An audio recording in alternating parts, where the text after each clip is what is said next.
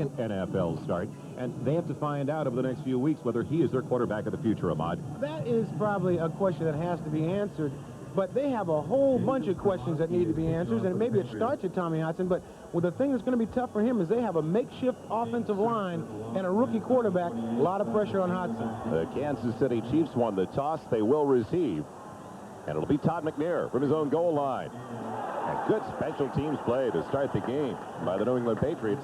Tim Houck, the reserve free safety, the first one down there to make the hit on McNair.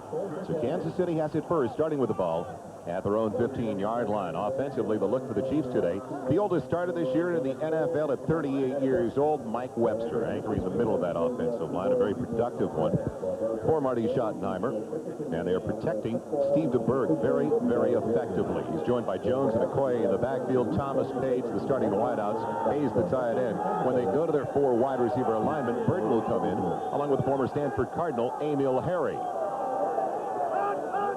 Jonathan Hayes in motion as Deberg is throwing on first down and going for a bundle. Stephon Page wide open.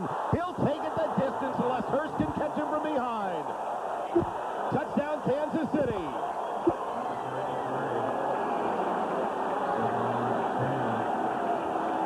What about that letdown? 86 yards officially. The one thing that you want to do when you're playing a team that is 1-10 is strike quickly. Try to put some points on the board right away. Steve Deberg with an excellent fake here to Christian Okoye, and they figure they got to run the ball, and Deberg right on target. And this is all over with right here. Not often. Stephon Page off to the races. Big play. And I think we found out that Kansas City's ready to play. And Ahmad, it's not like he beat a rookie on the corner. That was Ronnie Lepet in his 7th year from Miami. It was man-to-man coverage. They were all looking for the run, and there you see Steve Deberg smiling and hands up. Nick Lowry in for the point after. And it took the Kansas City Chiefs only 1 play and 11 seconds to get on the board with a 7-0 lead over the New England Patriots. If one of the things that they were concerned about was taking this crowd out of the game, they didn't have to worry about there's not a crowd here. But the few people that they do have here are very quiet at the moment. They are staying away in droves this afternoon from Foxboro, Massachusetts. The 1-10 New England Patriots taking on the 7-4 Kansas City Chiefs. The Patriots are trying to avoid the dubious distinction of setting a new team record today. They have a 9-game losing streak. It ties the team record. It's been set 3 other times. A 10th loss, they'd be in club annals for something they would not like to remember. Well, in talking to some of the guys before the game, it is a very dismal situation here in New England, and the reason for that is the 1-10 season. You were telling me yesterday that one of the early teams you played with, the St. Louis Cardinals, before you went to the Minnesota Vikings, they did not have a great record, and when you get down to those last 2-3 weeks, and at that time it was only a 14-game schedule, you just don't want to end up with a cast, do you? That's right. Your major concern is don't go home for Christmas with a cast. There's Rod Russ, the first-year coach of the New England Patriots. He's obviously not laughing after the first play offensively for the Kansas City Chiefs, and he's got to be worried about his future. Comes in after last season the defensive coordinator for the Pittsburgh Steelers, and now there's so much talk about Victor Kiam ready to make a move at the end of this year. Jamie Morris back deep with Marvin Allen as Lowry gets into it. It'll be the former Michigan Wolverine, Jamie Morris, who bobbles the ball. Nice hop, Marvin. He'll take it to the 25. Boy, when it rains, it pours. Now, that would have been just a horrible thing to happen to this New England Patriot team had they lost that ball. Marvin Allen with a heads-up play. And the ball, for the first time in a lot of weeks, the ball bounced right. Offensively for the New England Patriots, they have not been protecting the quarterback very well this year. Bruce Armstrong is graded out as the most consistent offensive lineman for New England, their left tackle. They've shifted a lot of people around, though. Their normal left guard is over on the right tackle position today, and that's Chris Campbell. Tommy Hudson, the rookie from LSU, his 2nd NFL start. Adams and Cook leave when they go to 4 wide receivers. Jones, Fryer, Dykes, and McMurtry in there. John Stevens, quality running back, can't do a thing with it. It's got to be tough for talented individuals like a John Stevens, but they've enjoyed success before going through the problems that New England is experiencing this year. Joe, very important to protect yourself. And again, on a situation like this where, you know, everything's starting to fall away, you still have to play hard. Because the moment you don't play hard, that's when you get that injury. Great penetration constantly from that defensive front seven for Kansas City. Secondary, a very, very experienced group. Pro Bowl performers at the corners. And when they go to the nickel, Burris and J.C. Pearson also come into the contest. Second, and about a little bit better than 10 now for New England inside their own 25. Stevens, the only one in the backfield. He's got nothing. Neil Smith wrapping up the running back first. Bill Maas over there as well. And when we were talking to the Kansas City Chiefs defensive players yesterday, they said they were trying to keep it as simple as possible for Tommy Hudson when they were watching the films of the New England Patriots. Simple so far today. The best thing you could do, you got an all-pro running back behind you, is hand him the ball. But it's inevitable. You end up in a passing situation, and they are in one now. And the dime package is coming in now, the extra defensive backs. Kansas City leads the NFL in quarterback sacks. They had 5 against the Raiders last week, 42 for the season. I guarantee you they're coming out for Hudson every time he's in a passing situation. 8 men on the line of scrimmage. Hudson back to pass. Pressure comes and underthrows his intended target, Craig McMurtry. Actually went for Hartley Dykes. 88, not 86. And Dykes back for the first time since suffering an injury a few weeks ago. Now, when you rush the quarterback, it's not so important every time that you're sacking, but you got to knock him down. And here, just as Hudson lets the ball go, he gets a nice crack by Dan Salamua. You got it. He was getting on me before the game because I couldn't say his name. Brian Hansen, 4th best average in the AFC, punting it to J.J. Burden. It'll score it out of bounds. Well, the Chiefs will have it for the second time. When we come back at their own 29-yard line. Kansas City with a 7-point lead as we come back to Foxboro. Welcome back to Foxboro. Kansas City with a 7-point lead over the New England Patriots. They only needed 1 snap to score those 7 points. Defensively, the alignment for New England. The right end, Ray Agnew, has been putting together some good games now for them. The rookie from North Carolina State, they've been talking a lot about Agnew over the last few days. Tippett, their most experienced and best linebacker as well on the outside. In the secondary, LePat, Hurst, McSwain, and Marion. You're missing the name of Roland James. He's been out for the last 6 weeks with an injury. Junior Robinson, Tim Houck come in their nickel. Deberg for Okoye. And Christian goes absolutely nowhere. No gain on the carry. Talked to Christian before the game, and he said he is feeling physically as well as he's felt his entire career. He's down on his carries. He's not playing as much. Barry Ward is coming in and spelling him. And the thing is, it's just, he's really saving his body at this point. But he said the thing he misses is that when he only has 8-9 carries a game, he doesn't get a real feel for the defense. He feels like he's more effective if he can carry 15, 20 times a game. 2nd and 10. Quick count. And Okoye only has a couple up to the 31-yard line. Now, it'll be interesting because that was a quick count. That's what Deberg did last week, and then went to the long count to draw the Raiders off consistently. You'll see the lead blocking here of Bill Jones trying to free up Christian Okoye, and he just explodes here. Very nice block. And then you start to move back. A lot of times, every time you hit like that, there's a little bit of a standstill. And then the guy that has, you know, the most, then it starts to go that way. As Bill Jones makes the contact, then starts to push him into the pile. Fine block by Jones. Todd McNair in the backfield as Deberg will work out of the shotgun on 3rd and close to 8. Deberg with time, going deep, has a man wide open. It's J.J. Burden. And he's pulled down from behind inside the 10 by Junior Robinson. J.J. Burden from the University of Oregon, Fighting Duck.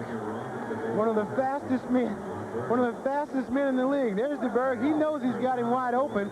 He's just hoping he didn't underthrow him. And now he is having a good time.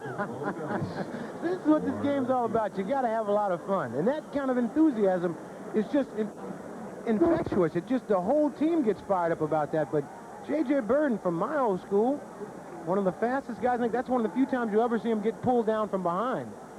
He runs about a 4.340. It's down to the 7-yard line where it's 1st and goal. Alfredo Roberts in motion. Bill Jones on a rare carry down to the 1-yard line. Jones for 2 years with the Kansas City Chiefs before that carry only had 3 rushes for a total of 10 yards.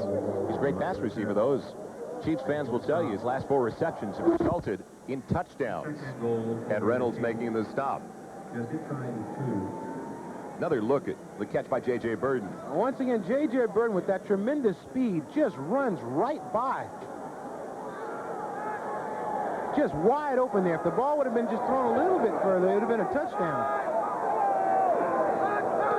Okoye getting it on 2nd and goal, and he is stacked up right at the 1-yard line.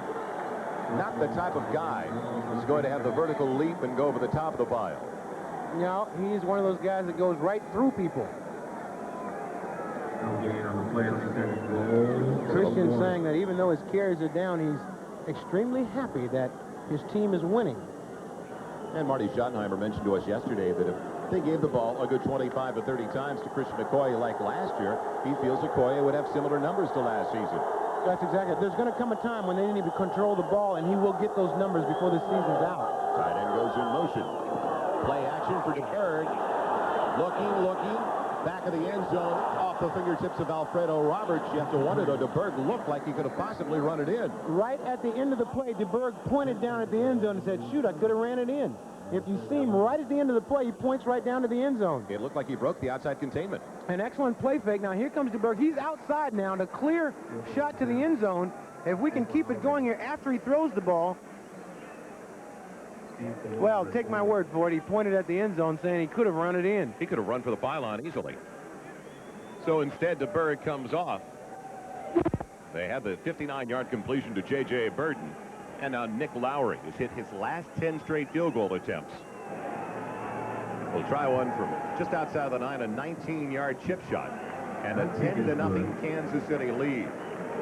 11 straight for Lowry. 2 off his personal best, 5 off a Kansas City record set by Jan Stenerud.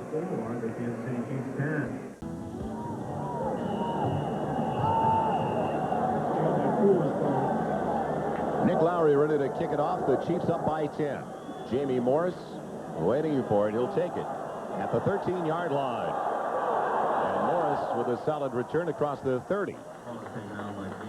Gives New England good field position to the 32-yard line, where he's put down by Todd McNair.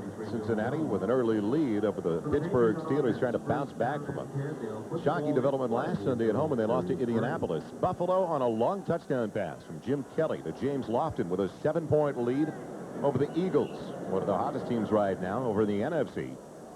And everything else just underway. A little bit better than 6 minutes gone by here. Kansas City has scored on each of their first 2 possessions. An 86-yard touchdown to Stephon Page and a 19-yard field goal by Nick Lowry as Hudson's throwing, batted into the air, deflected and knocked down. It looked like Billy Moss in his 7th year from Pittsburgh got his hand up there. He blocked a field goal last week against the Raiders. This Kansas City team, their whole thing was to stop the run and then go after Hudson. And here you see Bill Moss just pushing all the way back right into the quarterback's face and knocking that ball down. Bill Moss, who has made that transition from nose tackle to defensive end extremely well. Getting better every single week, which is bad news for offenses around the league. Tommy Hudson, who was 17 of 29 last week, 0 of 2 so far, and it's almost intercepted. Kevin Ross should have had the interception, not only that, but most likely a touchdown. Yeah, but see, if he would have had the interception, he'd be a wide receiver. The only difference between wide receivers and defensive back is that wide receivers can catch. Kevin Ross is probably one of the best cornerbacks in the business, but I mean, you be around a football team enough, you see defensive backs do this all the time, and Kevin is very upset that he didn't get a chance to run that one into the end zone. But that man-for-man defense, he can play it with the best of them. The Kansas City Chiefs leading the NFL in the takeaway giveaway plus-minus ratio, a positive 21. They also lead the NFL in fumble recoveries, picking up 19. An opportunistic bunch, to say the least. 3rd and 10 from the 32. Hudson on the move. Throwing back as they try to set up a screen to Marvin Allen. Moss got him from behind. Good pursuit by Bill Moss. As Allen's down and possibly hurt at about the 37. Dan Saliamua applying pressure on the quarterback as well. And Danny Copeland made a great play to turn that play inside. Number 25. Hansen in for his second punt in the early going. And waiting back deep for Kansas City, it's J.J. Burden. The wobbler's a short one. Burden's got it at the 22. He's down in a hurry across the 25. Lost his footing to the 26. Chris Singleton out of Arizona, the first one down there. So the Chiefs already up by 10. Have the ball once again when we return to Foxboro, Massachusetts. They'll have it at their own 26-yard line.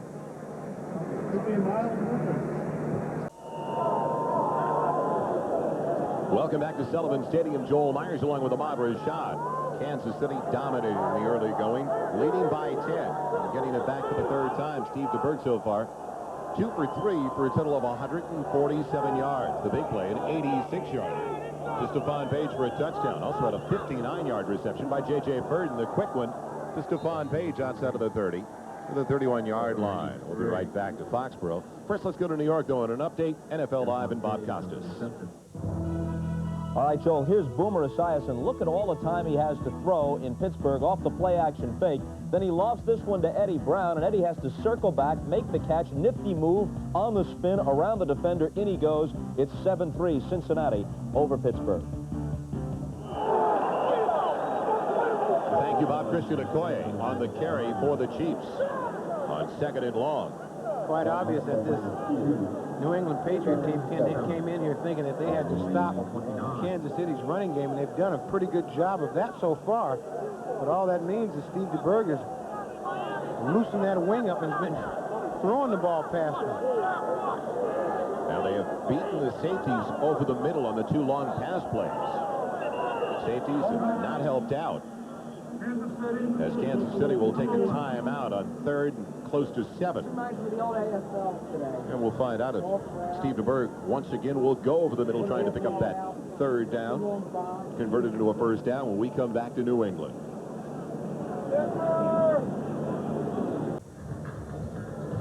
There you see one of the strange kickers in this league, Nick Lauer. He's got on his sweatpants to keep his legs warm, and he's warming his arm up. You never know. He might have to go in and do anything. He's strange in a nice way, but he is one of the best kickers that I've ever played in this game of football here. He is just excellent. 3rd and 7 for Kansas City. Deberg will work out of the shotgun. McNair the only one in the backfield. McNair wide open. A mistake in the secondary. McNair with more than enough for the 1st down. Deep in New England territory with flags down on the play. He's out of bounds at the 25-yard line. There are flags down, though. And it goes against Kansas City. That'll wipe out a 46-yard reception and run.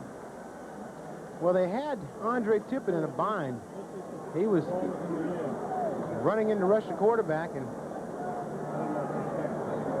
the halfback out of the backfield might have been the linebackers. Man, they've changed things for Andre Tippett. Holding. Number 53 offense. That penalties decline. Offensive pass interference. Number 86. That penalties accepted. 10 yards. Repeat the down. 3rd down. You see a little bit of pushing and shoving going on there. It's so close in that interior line between holding and not holding. It's almost a judgment call, because there's pushing and holding almost on every play. It's now 3rd and 17. Back at the 19 of the Chiefs. They lead it by 10. Clock moving, 6 minutes and 40 seconds left in the first 15 minutes of play. Deberg with a great cadence. He did it last week against the Los Angeles Raiders in the game-winning touchdown drive, the eventual game-winning touchdown drive. Deberg got the Chiefs to jump, or the Raiders Defense, 5 yards. to jump 4 different times. Encroachment. Encroachment against Andre Tippett. Now, early last week, Deberg was going with the short count. In the second half against the Los Angeles Raiders, the Raider player said all of a sudden he went to the long count. Well, a lot of the effectiveness had a lot to do with your own offensive linemen, too, because when you offensive linemen get into a groove, and when you change it around a lot, it puts a lot of pressure on them to hang in there. Third and a dozen now for Deberg. The pocket holds up over the middle. Rob Thomas has it. Thomas out the midfield for a Chiefs first down. Out of Oregon State. One of the smallest Chiefs, but also one of the toughest ones. Another one of those fine players out of the Northwest. Happened to go to school about 30 miles away from my school, but that's all right. Now a no huddle look now from the Kansas City Chiefs. So they're ready to go first and 10 at the 50. Barry Worthy, only one of the backfield. He gets the call. And he gets close to 5. Brought down by Brent Williams. Updating you on scores around the NFL. Boomer Esiason, the long touchdown Bob Costas was talking about, to Eddie Brown. Buffalo with an early 17-0 lead. 2 long touchdown passes. Jim Kelly, 63 yards to James Lofton, 35 to Andre Reed. Pick up on those scores in just a second. Second, 6. Play action to Burt. Tries to get outside. And got rid of it in time. Brent Williams wanted the call in the grasp. He wanted a sack. He will not get it. It's an incomplete pass. Well, that's another judgment call, but you would think that if a defensive player has a handful of jersey in his grasp, then maybe the quarterback would be in the grab. Steve Deberg with excellent faking here, but he doesn't fake Brent Williams, who grabs him in the back. He's got him right there, but Deberg able to get the ball off. That, Ahmad, is my least favorite call in the NFL. Grasp and control. What is your favorite call? Oh, procedure. Always like procedure. Third and 6. 6 defensive backs in there for the New England Patriots. That hasn't meant much so far, though. Deberg out of the shotgun. McNair wide open. Confusion again by New England. McNair bumped out of bounds inside the 15 by Fred Marion, the free safety. This New England team is just so confused. Rod Rust, you know, what else can go wrong for this man? Right here, McNair just gets lost underneath. I see there's sort of a pick play coming on there, and McNair ends up wide open on the right side of the field. And the fans start to let this New England team have it. It seems to me that the most effective time on the field for the Kansas City Chiefs is when they're in 3rd and long. It looked like Vincent Brown, the linebacker, ran into his own man as well. Mickey Washington trying to keep up with the running back. Play action for Deberg, looking for his man in the end zone. Rob Thomas slipped, trying to make his cut. And it'll bring up 2nd and 10. And a good decision by Deberg. His man slipped down. He just threw the ball out of the end zone. They get to line up and try it again. But that's exactly what happened on that big play by McNair. He ran a crossing pattern, and Vincent Brown was unable to stay with him all the way across the field. Got picked off by one of his own men. McNair ended up wide open. What did Klingler have for the University of Houston last night? 700 yards? 700 yards. Well, Deberg's almost on pace. 209 so far in the first quarter. 5 of 8 in the passing department. It's 2nd and 10 inside the 13. Barry Word trying to pick his way through with a flag down to the play. Takes it to the 8. Tripped up by Ray Agnew, the rookie from North Carolina State.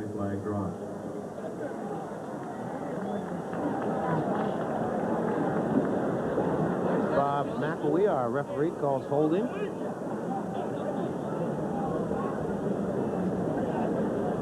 So right now, the New England Patriots not stopping Kansas City but themselves. Number 53, offense, 10 yards, 2nd down. That is the 2nd holding call against Mike Webster, who has been in the league a long time and usually is a little slicker than that. Don't forget to stay tuned to NBC Sports coming up. For many of you next, it'll be the LA Raiders taking on the Denver Broncos. Los Angeles tied for the lead of the AFC West. Others will see the Jets in San Diego, or the Colts and the Cardinals down in Tempe, Arizona. Raiders in Denver should be a good one. It is now 2nd and 20. The ball at the 23. Counter to Barry Word. Can't get away. Still breaking tackles, though. Still on his feet. Do you believe it? To the 18-yard line. It looked like Tippett had him wrapped up in the backfield. And then Vincent Brown put the old hammer on him, and Barry Ward just kept those legs driving and ran right through that tackle. Here you see Barry Ward takes it, running off right tackle, can't find any place to run. There's Andre Tippett, 56, who tries to get a hold of him. He reverses his field. Now watch this wrap up here by Vincent Brown, 59. And Barry Ward just keeps those powerful legs driving and runs right through it. He's finally brought down by Fred Marion. Turned to a 3-yard loss into a 3-yard gain. Close to 4. We're 3rd and 16 at the 18-yard line. Deberg with time over the middle. It's Stephon Page. Horse collar down as he loses his shoe at the 14. A tough hit on Stephon Page by Rod McSwain. Stephon Page is a game-breaker type receiver. As we look at Nick Lowry, who is Nick Lowry's son's sweatpants. Sons, is that French for without? You'll help me, Joel. Is it sons? Yeah, it is. He doesn't have his sweatpants on. He's ready to go. Lowry trying to make it 12 straight field goals. On the season, he is 24 of 27. It'll be a 32-yard attempt. It's on its way. And it's now a 13-point Kansas City lead. 12 straight from Lowry. As consistent. Russ said after last week's game that he was disappointed in himself. Maybe he spent a little bit too much time with the offense because Tommy Hudson getting his first start in his young career, and maybe he didn't pay enough attention to the defense when they gave up 34 points to the Phoenix Cardinals, a team that went in last week against New England, 21st in the NFL in total offense. He shouldered some of the blame in that one. So did he spend time with the defense this week? Can't tell, can you? No. Lowry getting ready to kick it away to Marvin Allen. Jamie Morris. It'll be Marvin Allen this time from his own 16.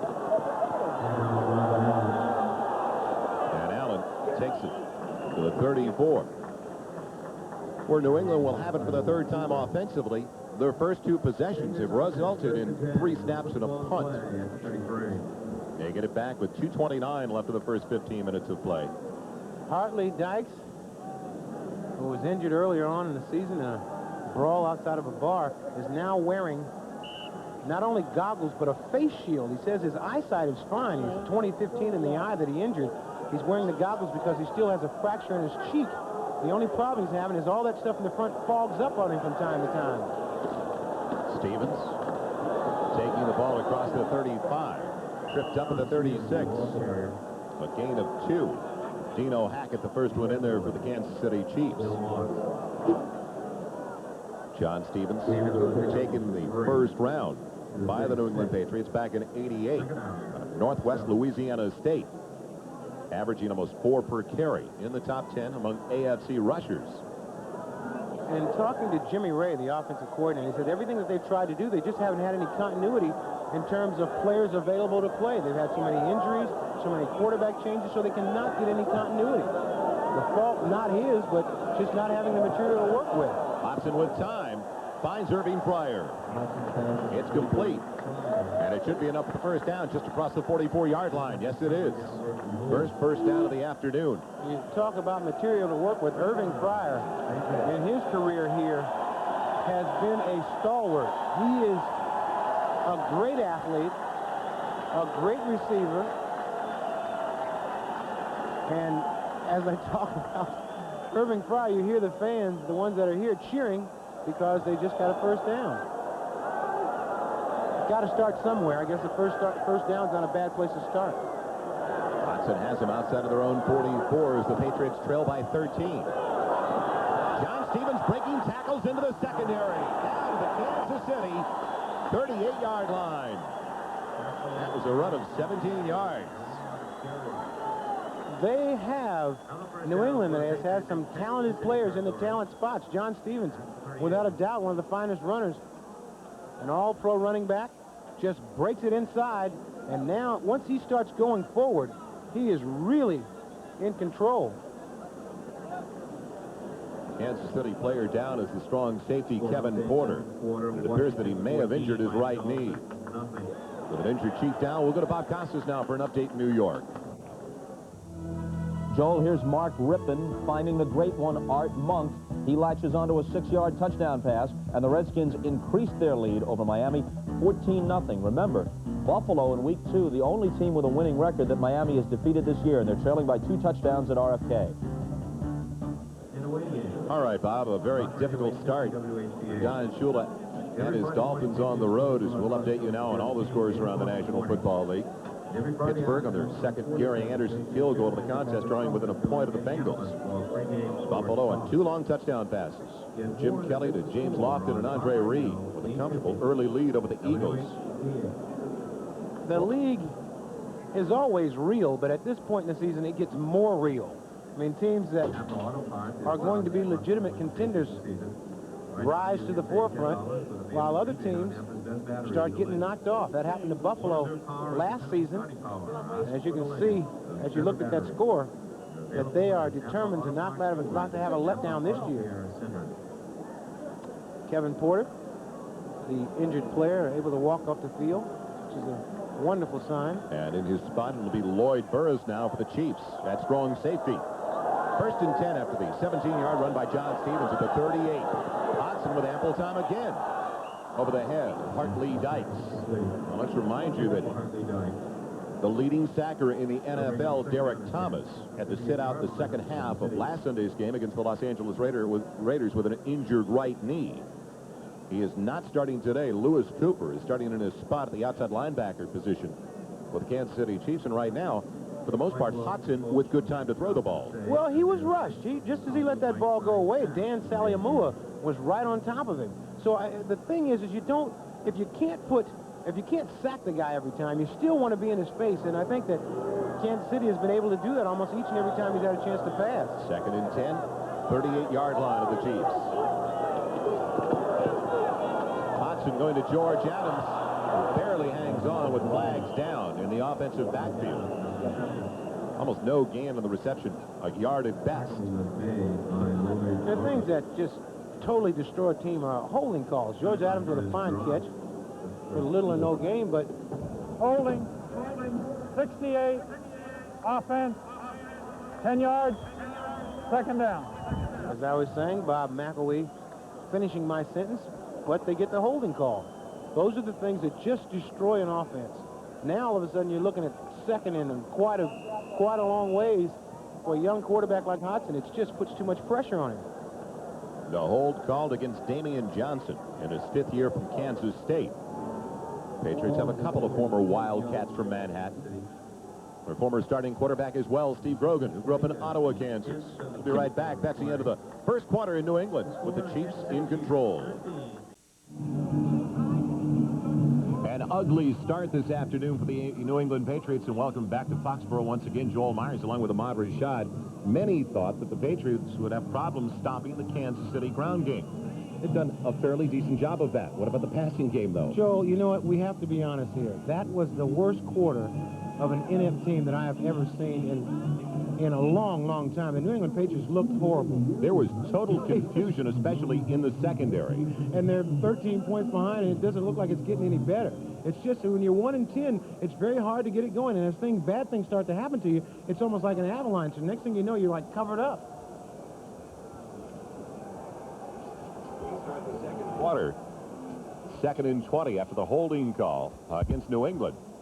They've got it in Kansas City territory. Hudson with pressure coming over the middle, overshooting Hartley Dykes, working on Kevin Ross as we look at the first quarter numbers. Well, the first downs are fairly even, yards rushing, but let's look at yards passing, 216 to 13 for the Patriots. And in total yards, the Patriots only have 34 total yards, while the Chiefs have 232. And it's just, and at the points, it's worse than what we're looking at. We look at those stats and think that's bad, but as we watch it, it's even worse. It's just, it's a tough time for these New England Patriots. And it's a sad situation because it was only a few years ago, 1985, when this team went to the Super Bowl.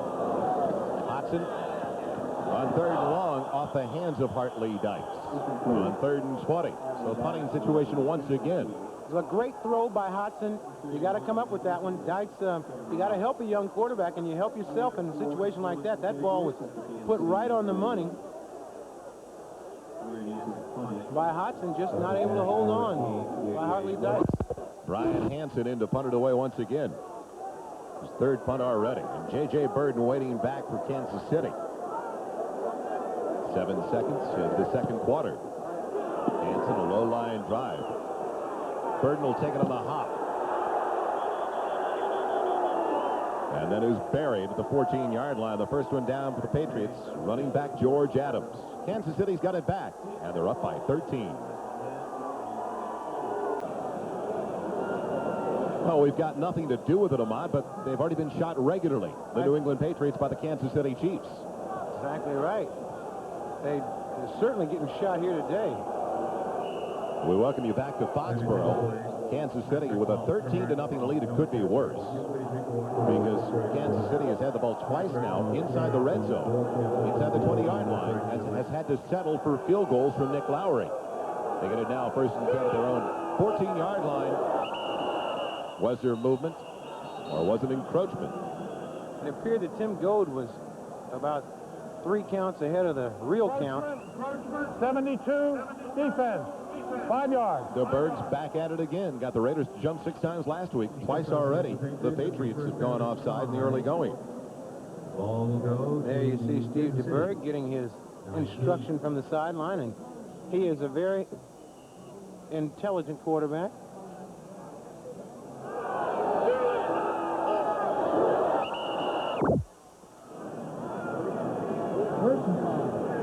So you can pick up on the audio of the cadence of Steve Deberg, this snap count. He's drawing off the New England Patriots. Alfredo Roberts in motion. On 1st and 5, play action. Deberg with a wide open Stephon Page again. Do you believe it? And Page is to the 45 of New England.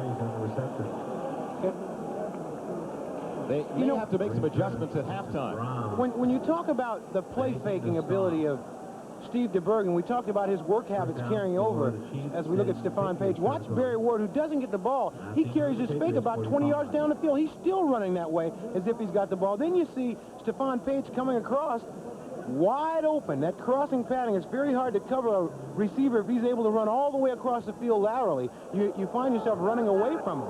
But Barry Ward with a fine play fake on that play. It's been a renaissance season for Barry Ward out of Virginia.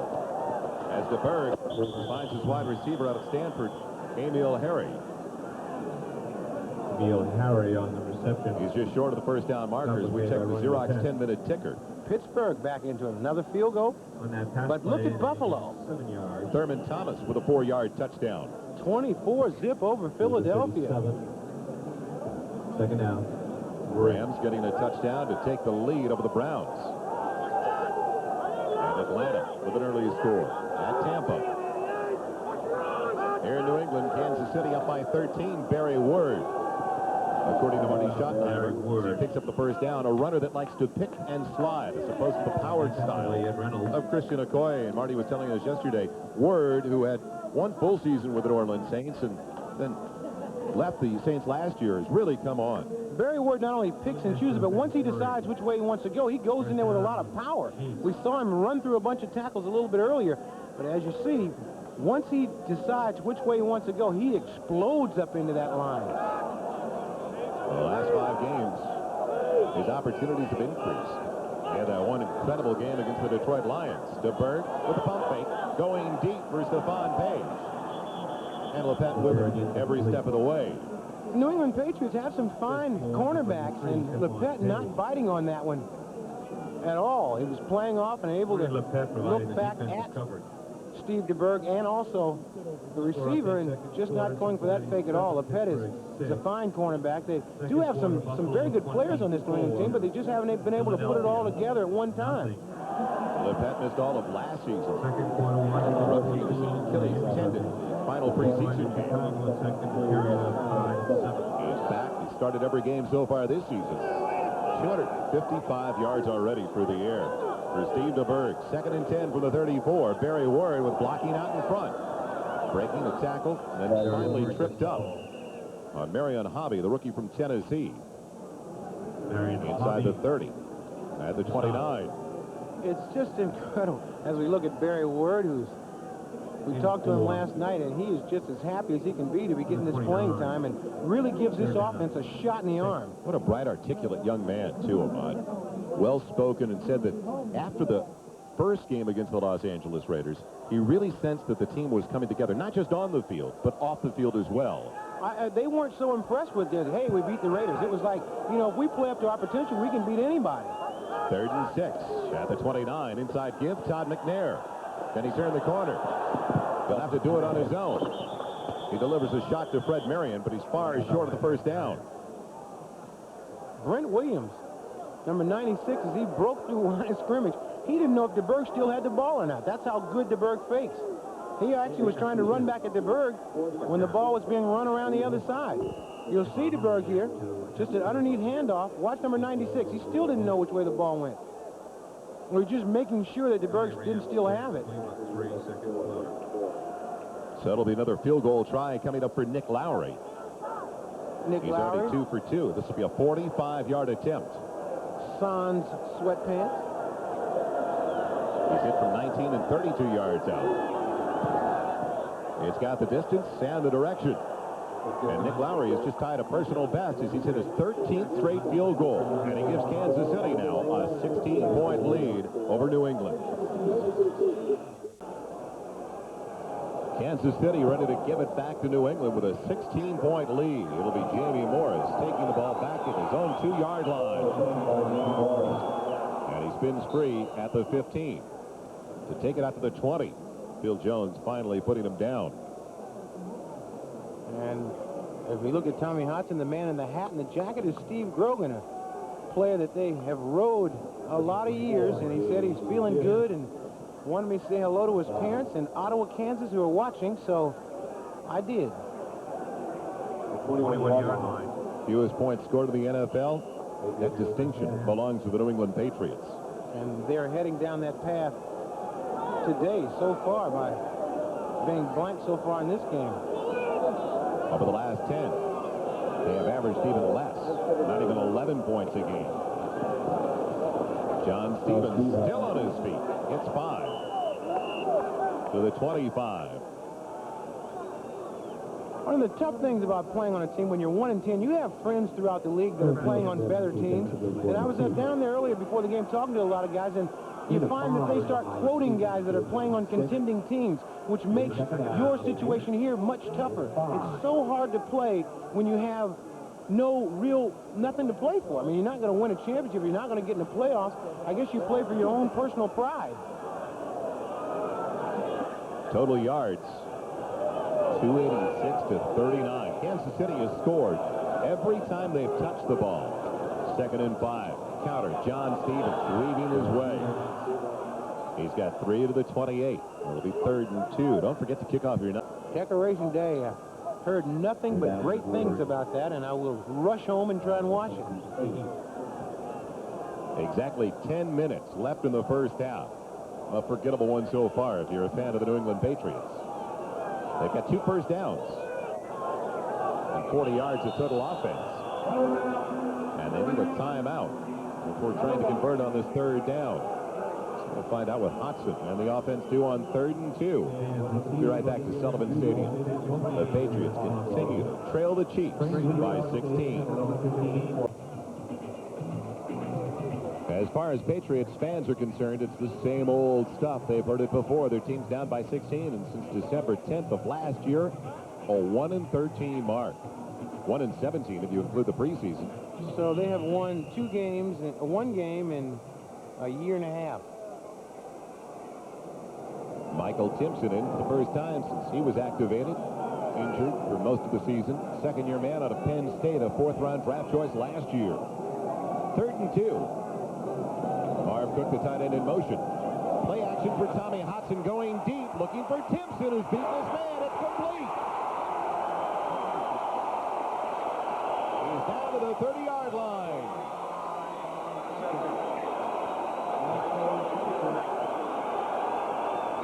42 yards on the catch. A very nice play fake also. Great call here. Timpson just, see, when you run that pattern across the field, you run away from the cornerback. He's got to not only run backwards, but sideways at the same time. Now you see him wide open, ball thrown a little bit behind him. Could have laid that ball out further. Might have been looking at some points. He was working on Kevin Ross, the safety. Duran Cherry trying to come over. First NFL reception for Michael Timpson. Is good for 42 yards. A late game call coming up against Hudson, the offense. And Duran Cherry, a very welcome addition back to this Kansas City defense. Duran Cherry, one of the great safeties that have ever played in this game, and comes back with all that knowledge. He's like a quarterback, like a coach on the field. All these guys look up to him. He's been in the Pro Bowl 6 times, coming off of a knee injury, and he is sort of the glue that keeps those guys together back there. They play a lot of man-to-man defense, but they know they got a stalwart in Duran Cherry playing in the middle. It's first and 15 now at the 35 of Kansas City. Best penetration of the day for the New England offense. John Stevens powering ahead for 5. We got the penalty yardage back to the 30-yard line. Wrapped up there by left defensive end Neil Smith. Philadelphia finally on the board as Cincinnati comes up with a safety. It's a 9-6 lead now over the Pittsburgh Steelers. That Sam White finds all kind of ways to score. Rams up by 14, and it's tied in Tampa. New England trying to get on the board for the first time today. 8 minutes left in the first half. They've got it second and 10. The Kansas City 30. John Stevens trying to break the outside containment. Gets 2 to the 28. Big hit by the strong safety Kevin Porter. Once Stevens broke to the outside, there was nothing but white jerseys. And he's got a player down. Leonard Griffin, it appears, the injured chief. He's in his 5th year from Grambling.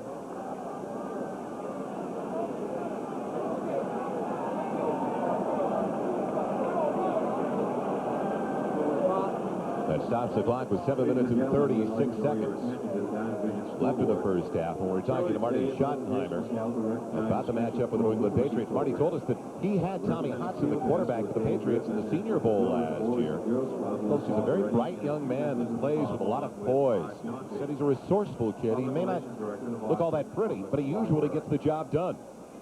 That Senior Bowl is so important to a lot of coaches around the league. When you get a chance to coach in it, you get a chance to scout all the players, the future stars in this National Football League, and learn what they do best.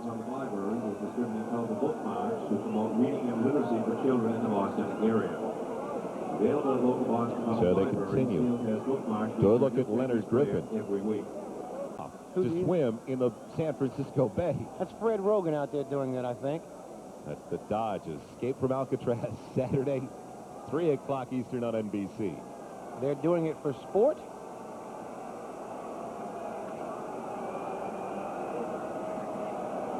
And a reminder at the end of today's broadcast, McDonald's and NBC will be announcing the Ronald McDonald Children's Charity Player of the Game. It's the conclusion of today's contest. So unfortunately, Leonard Griffin is still down. But on the positive side, back on his feet. Second quarter, Washington Redskins 21, Miami Dolphins nothing. Second quarter, Detroit 7, Chicago. Injury is so important at this point in the season, especially for a team like Kansas City, trying to make a drive for that championship season, which starts in a little over a month. Big third down for the New England Patriots, down by 16. It's 3rd and 8 at the Kansas City 28. They double up to the far side of the field. Putting McMurtry now in motion. Hudson wide open, the tight end Marv Cook. He's got the first down inside the 19. Second leading receiver for the New England Patriots, their tight end Marv Cook from Iowa. And Marv Cook showing very good hands. It's just sort of a delayed pattern. He comes off the wing, takes it out a little bit, and then comes back underneath McMurtry, number 86, makes the catch and dives forward for the first down. The 19-yard line of the Chiefs. So a nice look by Tommy Hudson, waited for things to clear out over the middle and found his tight end for a first down. Cook reminds me a lot of our colleague Todd Christensen in that tight end position. Maybe it's because they wear the same number. John Stevens has to turn it back inside. The one who raced over there, though, and really nullified the play for the Kansas City Chiefs, Defensively, number 59, Kevin Porter, Percy Snow. turned it inside, and it was a short gain. A little bit better than a yard for John Stevens. Get the yard to the 18-yard line of the Chiefs. In order to get back in this game, New England needs to score a touchdown. Under 6 minutes left in the first half. Hudson did not throw an interception last week. Had 2 touchdown passes in his first NFL start. Looking to the end zone, throws it over the head of his tight end. We've just learned that Leonard Griffin has injured his neck. It is not believed to be serious, though, and possibly will return this afternoon. On the incompletion, it'll be 3rd down and 9. So now it's 3rd. On the Chiefs. Still 9 to go for Hudson in the offense. Hudson said last week it felt like he was back in college. He was having that much fun in his first NFL start, at least at halftime, when it was tied at 14. Unfortunately for the Patriots, Phoenix came up with 20 unanswered points. So in this league, they played 2 halves. Marvin Allen, the only one in the backfield. On 3rd and 9, Tommy Hudson, the Patriots. Pressure coming on Hudson. Overthrown and intercepted by Deron Cherry. Well, they put it up. He was hoping Marv Cook would turn to the inside. Turned over to the other way to the outside. Any ball you throw up for grabs deep in the secondary, there's one man that usually turns up with it, and that's number 20, Deron Cherry. Deron just playing center field here, reading the quarterback. And watch Deron in the middle of your screen. Watch him just drop back. He's playing the ball the entire way. And Deron just, he's one of the few defensive backs that can probably play wide receiver because he has excellent hands. He's just such a smart and knowledgeable player. He's just, you know, as long as he's played, he's gotten better every single year. And he's a guy that you cannot fool. Chiefs. 35 takeaways. 22 on the positive side now. Takeaway giveaway ratio. Barry Word rambling across the 25 on first down for 8 to the 28. Brought down by Richard Harvey. I thought it was interesting when we talked about this squad with Deron Cherry. He said it's the most mature team he's been on in Kansas City. Kansas City has scored every time they've touched the ball. But that's why he said he wasn't worried about them letting down against New England, because he felt that this team would not look past any opponent. I think you reflect your coach. One of the things that the Chiefs got to worry about, those 3 field goals, they'd love to have some touchdowns rather than field goals, but you reflect your coach. And talking to Marty Schottenheimer, he wasn't worried about it either. He said he's prepared his team to play game by game, and it's not a point where they all of a sudden start celebrating because they beat the Raiders last week. They got to beat New England this week and beat whoever they play next week. 3 yards on the run for Barry Ward, and another Kansas City first down at the 31-yard line. First down for Kansas City. At their own 31. Barry Ward. Deron Cherry, his 44th career interception and his first this year. Of course, he was just activated about mid-season. First and 10 for the Chiefs outside of their own 31. They lead it by 16. Barry Word doesn't go down with that first hit. Falls forward for a couple of extra to the 34. Well, in case you missed NFL Live earlier today, some of the headlines, Bill Walsh feels that the Raiders would be a better team with former member of the Fighting Irish of Notre Dame and quarterback Steve Berline. Will McDonough reports that the in-the-grasp rule, my favorite, could be eliminated next year. And Bill Parcells is confident his linebacker, Carl Banks, will be able to play tomorrow night against the San Francisco 49ers in the Monday night matchup. Don't forget NFL Live at halftime. 2nd and 7 from the 35. Barry Ward breaking into the secondary has the first down. He's at the 47. Word has been Close to the 48. Bill Walsh making all those astute observations. His name has come up in a lot of coaching jobs around this league. I've heard rumors about him Kansas City working maybe being offered a job here in New England. Well, Also heard about the Rams. Cleveland Browns at the end of the year, you'd have to think, would be looking for a coach as well. Well, it's always nice to be wanted. I think Bill is in a situation to pretty much call whatever he wants to do. There have been reports around this area that Bill Walsh has not only been offered the job, but an equity position with the New England Patriots by Victor Kayam. As Barry Ward is stacked up for no gain on first down. It'll bring up second down and 10. Also in defensively was Ed Reynolds. I would think it'd take an awful lot to get Mr. Walsh back into the coaching ranks. I do too. I think the thing that's foremost on his mind right now in terms of successes is beating me at tennis, which he's never done.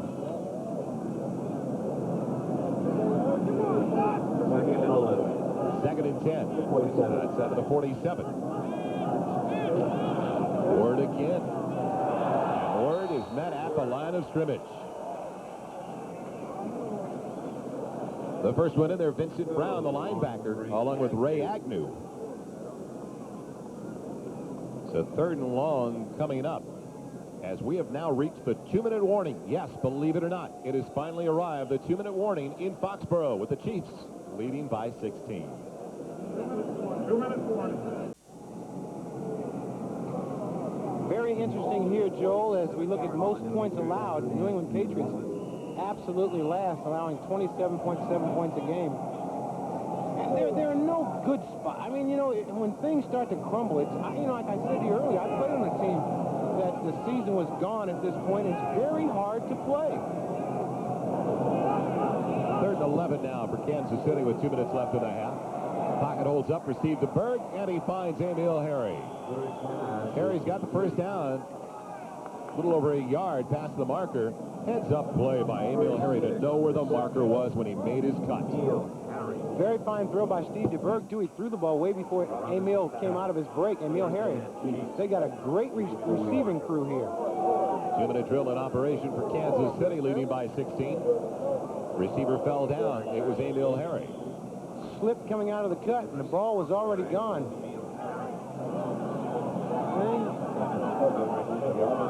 Usually happens. We got a little wrestling match going on out in the field now.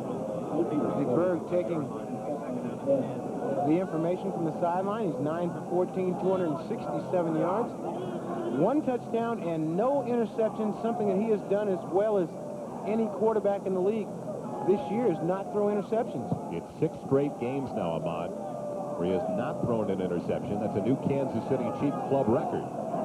He threw all 3 in one game against the Indianapolis Colts, so he's gone at 10 out of 11 without throwing one up for grabs.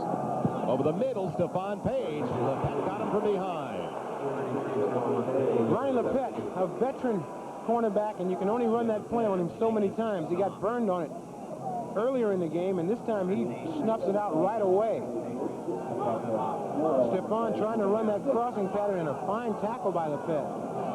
Third and 6 for Kansas City. Need to take it inside the 31. Over the middle, Page again has the first down. He's knocked down by Junior Robinson. The extra defensive backs in there for the New England Patriots, but it didn't make any difference. Well, he finds out he can't run the pattern on Ronnie LePet, so he runs it on Junior Robinson. Able to make the grab. It's got to be about 5-6 catches for Stephon Page already. Deberg out of the shotgun to Emil Harry. They've got timeouts, and they'll use one here at the 11-yard line with another first down. We'll be right back to New England. Kansas City looking for more. Up by 16. Now there is a funky chicken. He's putting on quite a show here. Actually, his act's a little better than the New England Patriots at this point.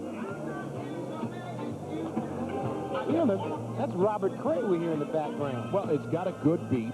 You can dance to it. I give it an 88. What about you? No, I like the blues, and I like Robert Cray.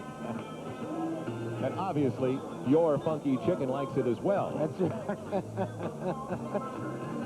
Steve Deberg, 12 for 17, over 300 yards now. And officially now, 296. One touchdown reception was taken in by Stephon Page on the very first play of the game, an 86-yarder. And with the way the Kansas City Chiefs have performed in the first half, it's almost if they wanted to pass the ball more often. Seems like they could score almost at will. A team like Kansas City, they have to go forward. Stephon Page, who at one point had the record in the league for receptions, has 6 already for 145 yards and the touchdown. Very dangerous down here. One timeout left for Kansas City. First and 10 at the 11. Rob Thomas has it. Does he get in? Yes. Touchdown, Chiefs.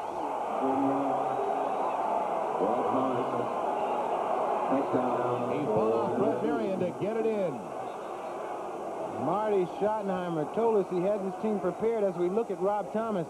Rob Thomas is such a little teeny guy, but boy, he is an excellent receiver.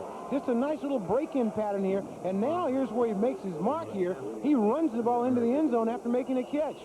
Rob Thomas, Oregon State Beaver, which I won't hold against him, but a fine receiver. His father, Aaron Thomas, played in the league. I remember the second game of the season, Ahmad. Kansas City.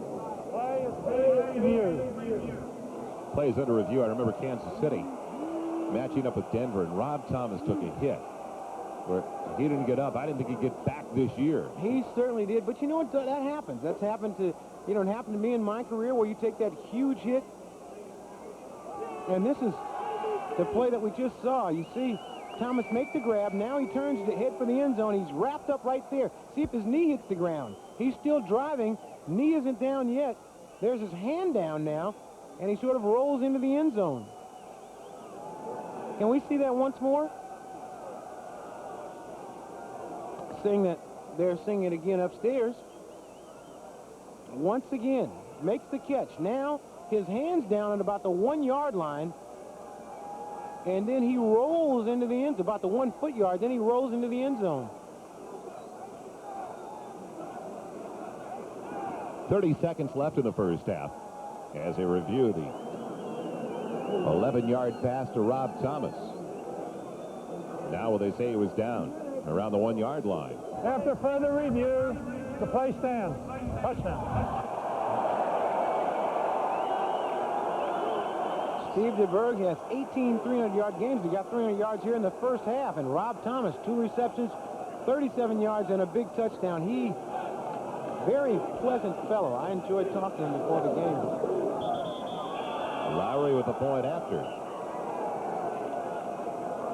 So the NFL's leading scorer, Nick Lowry, 3 for 3 in the field goal department today, 2 for 2 in point after tries. And a 23-0 Kansas City lead with 30 seconds left in the first half. Don't forget, coming up at halftime, as we look at the beleaguered head coach of the New England Patriots, it's NFL Live with Bob Costas, O.J. Simpson, and Will McDonough. All the scores and highlights on a Sunday where there are a number of games that are getting out of hand early. That's a much better picture of those guys. 3 handsome fellas sitting in New York. They look at that picture, huh? You wouldn't mind having any of those guys over for dinner. OJ's smiling so hard because he's back from Saudi Arabia. I understand he had a very good trip over there. The troops were happy to see him. They wondered where Will was.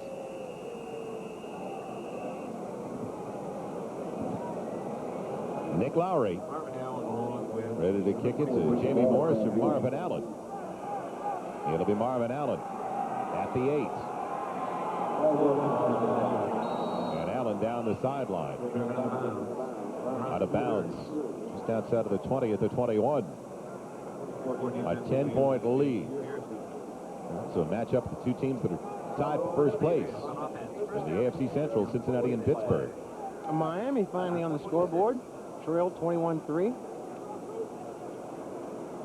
Chicago only up by 4 at home against Detroit.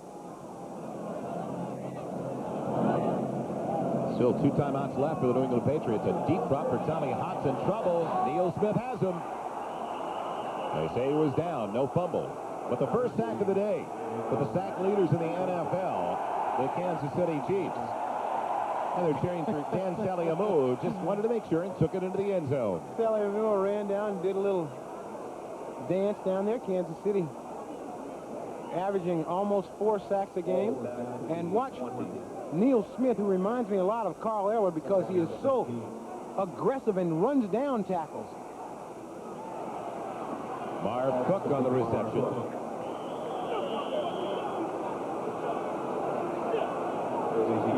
And Kansas City, or make it New England rather, will not stop the clock. So mercifully, the first half comes to a conclusion. A first half completely owned by the Kansas City Chiefs. They lead it by 23. 3 Lowry field goals, 2 touchdown passes by Steve Deberg. We'll be right back to Foxboro when we return.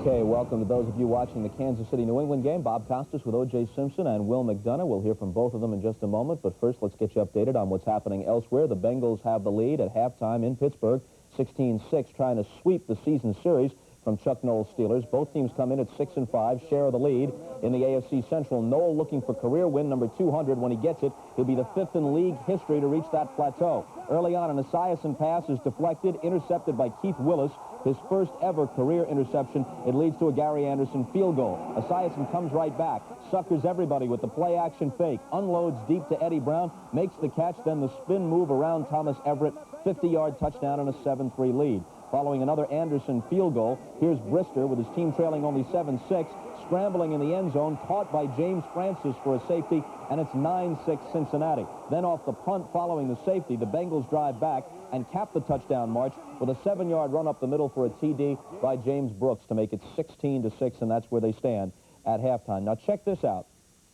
Philadelphia was trailing badly at Buffalo, but Randall Cunningham has unloaded a pair of touchdown passes. The score was 24-3. First, he hit Keith Jackson with an 18-yarder. They missed the extra point. Then, just moments ago, he hurled a 95-yard touchdown pass to Fred Barnett. It's the longest pass play in the league this year, and suddenly they're right back in it at 24-16. But they're trailing by 8. The difference right now, that missed extra point. Otherwise, they'd be within tying with a touchdown. That may prove to be very important as the game moves along. It was 24-0 actually at one point at the end of the first quarter. Jim Kelly was on fire in the first 15 minutes, 8 for 8, 229 yards, and 3 touchdowns. So now it's 24-16 with less than a minute to play in the first half in Buffalo. Miami is at RFK, and Washington has the lead in this one, 21-3. Joe Gibbs' team trying to put the Thanksgiving Day loss against the Cowboys behind them.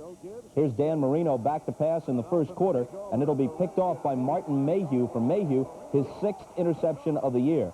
And on the ensuing drive, they punch it across with Ernest Biner plowing in from 2 yards out, and it's 7-0 Redskins. On to the second quarter we go. Rippon will go back to pass, and he'll hit Gary Clark. Eventually, we're going to get to it. Here it is. Gary Clark will be on the receiving end of this 47-yarder, and it leads to a 6-yard touchdown pass to Art Monk, which increased the lead to 14-0. Still in the second quarter, 1st and goal on the Miami 6. It's Biner again up the middle, barreling his way into the end zone. His 2nd touchdown of the day. Washington leads 21-0. Marino got Miami close, but couldn't quite get them in the end zone just before halftime. They settled for a Stoyanovich field goal and trail by a score of 21-3. They've just started the third quarter. Detroit's Rodney Peete is back at quarterback. He missed 3 straight games with a hamstring injury. He had a 1-yard touchdown run in the first quarter. The Lions led briefly, but the Bears scored just before halftime, and they have the advantage 14-10 at Soldier Field. In the game you're watching, Kansas City 23 and New England nothing at halftime. The Rams have the lead as they move to the third quarter in Cleveland, 17-3. Jim Everett threw 2 touchdown passes in the second quarter. The Browns have lost 6 straight overall, 5 of them at home. Their record is 2-9. The Rams just 4-7, but coming off that great emotional win against the 49ers a week ago. And Tampa Bay has lost 6 straight. Atlanta has dropped 4 in a row. Something's got to give here. Into the third quarter in Tampa Bay they go. The Bucs lead the Falcons 13-7. Vinny Testaverde, an 89-yard touchdown pass to Willie Drury. Longest completion of Testaverde's career and the longest in Buccaneer history. Juice? Well, it's simple. Deberg has thrown for over 300 yards in the first half. Is Deberg that good, or is New England that bad? You make the call. I think what's going to happen, Bob, is, to see the big plays today by Kansas City with 2 bombs right down the middle. Everybody thinks New England's going to take a quarterback with that first choice next year if they get it. I think they're going to trade it, get 2 picks, use one of them to get a safety man. I think it's a little bit of both, Juice. Kansas City's playing well, and New England might just be about that bad. We go back to Joel Myers and Ahmad Rashad. Welcome back once again to Sullivan Stadium, where the Kansas City Chiefs have dominated the New England Patriots to the tune of 23-0. I'm Joel Myers alongside Ahmad Rashad. We should have known from the very first play of the game. Steve Deberg going to Stephon Page for 86 yards. Deberg has been a master. Well, one thing we should have known, we had a team that came in here in first place and won them in last place.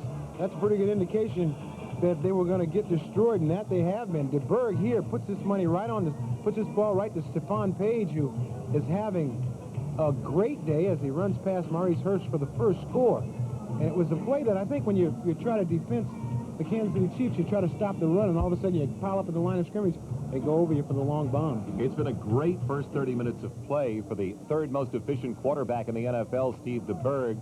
The only thing consistent for the New England Patriots in the first half was mass confusion in their secondary. Oh, certainly. Deberg just took them apart. And the thing is, one thing for the Kansas City Chiefs, what they want to do is they don't want to have all those field goals. In a rush for the championship, they want to try to get down and score touchdowns, and they just haven't been able to do that. We were talking to Carl Peterson just a couple of minutes ago, and that is a stat that coaches look at inside the red zone and capitalizing on those opportunities inside the 20-yard line. If there is a minus, that would be the minus, that 3 times they got inside the 20 and had to settle for a Nick Lowry field goal. Lowry has it teed up and ready to go. I have a feeling that in the second half they're going to get in that red zone a few more times and have a couple more opportunities to score. It'll be Jamie Morris from the 5-yard line. He takes it to the 25, a return of 20 yards. Well, yesterday here at Sullivan Stadium in Foxboro, Massachusetts, they had the high school state football championships. Now, the crowd wasn't quite as large as what we're looking at this afternoon, about 30,000, but obviously they had a lot more fun yesterday than they're having this afternoon. And there's still some people around at halftime for the start of the second half here at Sullivan Stadium. As Hudson brings him out, 1st and 10 at the 25-yard line. This is where you separate the fans from the fans. True fans hang on. Complete to Irving Pryor. He's got a first down. Man, it's to the 40-yard line. One of the few first downs so far for the New England Patriots as we look at the first half stats. The Kansas City Chiefs just dominated everywhere, but especially in yards passing and total yards. 312 to 76 in yards passing. Total yards, 366 to 112. Time of possession, that all-important stat, though, Ahmad. The one that makes no sense at all, because that's fairly even, but the score is 23-0. Hudson throwing on first down behind his man and almost intercepted by Kevin Porter. Hudson did everything he could do to make that a completion. That ball was right there, but you have a receiver who's a running back down the field. The ball comes at you a little different way, and George Adams just not able to hang on to that ball. So that'll bring up 2nd and 10 for the New England Patriots.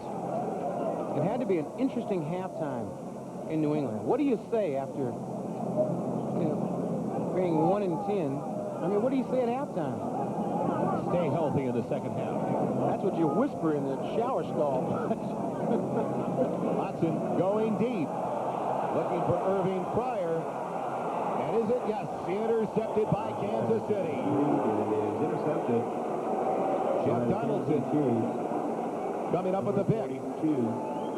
Jeff The free safety out of Colorado in his 7th season. Intercepting. And when you got a player like Irving Pryor, you want to try to get him loose. Irving is open. This ball is underthrown. It just went up like a duck. At their own 21.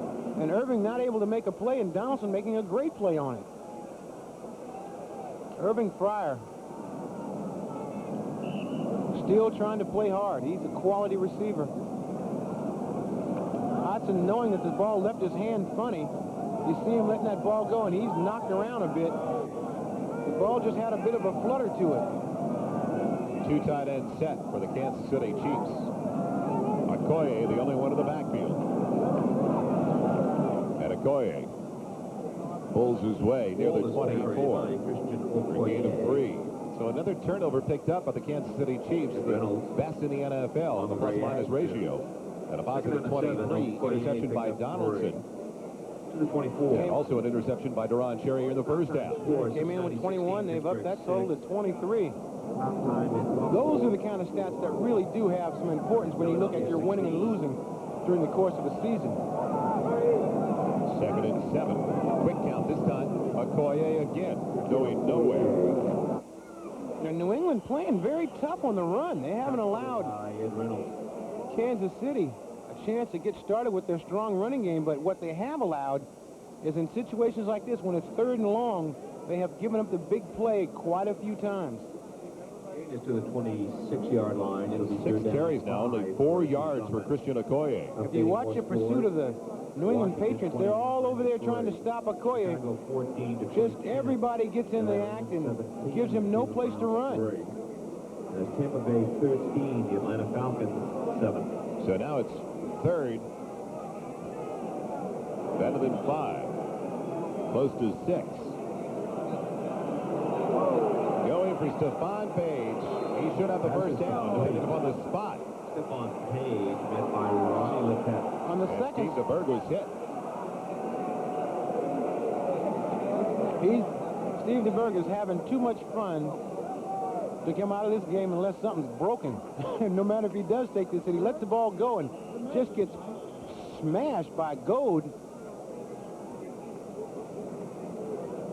But he still gets away a fine pass, and he looks like he's okay. Chiefs were very upset with the spot after the reception and Page being driven back. There will be a measurement.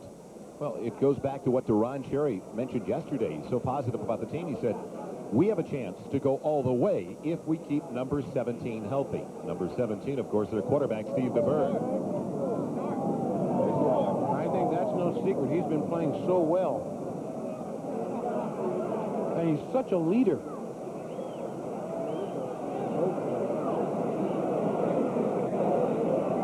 They are just barely short of the first down. About as close as it gets. The punting unit coming on now for the Chiefs. It'll be Brian Barker, his first punt of the afternoon. You've just joined us in the first half. Kansas City had the ball 5 times. All 5 times they touched it, they scored. 2 touchdown passes from Deberg and 3 Nick Lowry field goals. Herbie Pryor waiting for the punt from Brian Barker. He joined the team after week 3. Took the job away from Kelly Goodburn. Requires that lead.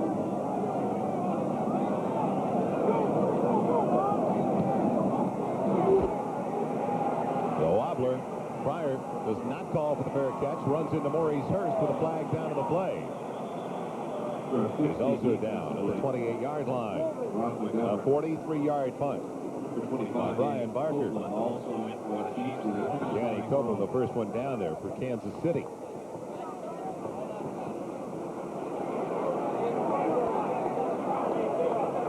What else can go wrong? Not much else. They have hit rock bottom. Illegal block in the back. Number 37. 10 yards. First down. Timeout. Time out of the field. 11:52 left in the 3rd. Patriots will have it back when we return, but they are down by 23. There are some bright lights in New England, but unfortunately they're all on the end of that pole right there, because there hasn't been any on this football field. Patriots have it. Their second possession of the second half. It's at their own 18-yard line. 1st and 10. Patriots are trailing by 23. Marvin Allen into the secondary. Across the 30. Kevin Ross got him from behind. New England first down to the 47. You know that those lights may be inspirational, because Allen shot through there like a light and took off for this nice run here. Very nice move by Allen as he cuts it back upfield and then just turns on the Jets. Brought down by Kevin Ross. 29 yards on the run by Allen in his 3rd year from Tulane. Things opened up for Allen when the Patriots waved and dropped Robert Berryman. Hudson throwing on first down. Pressure comes. Just barely got it away in time. Flags on the play. He wanted Hartley Dykes over the middle. The flag was thrown at the feet, though, of Kevin Porter. He was keeping up with George Adams. And it's going to go against Adams, I believe, number 33. George Adams trying to get open. Pushed off on Kevin Porter, which will set them back. Offensive pass interference, number 33. 10 yards, first down. You watch right in the middle of your screen, you will see this push-off.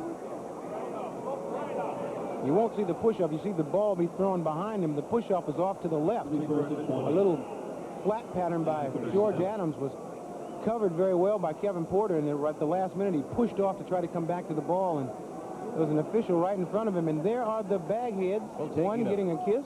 Taking a page out of the New Orleans Saints history.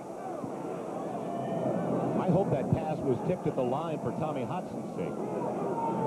First and 20. Hudson throwing and overthrowing. Steve Mowat. We talked about the pressure that you put on a young quarterback, and as you keep putting pressure on, what that causes the quarterback to lose his accuracy.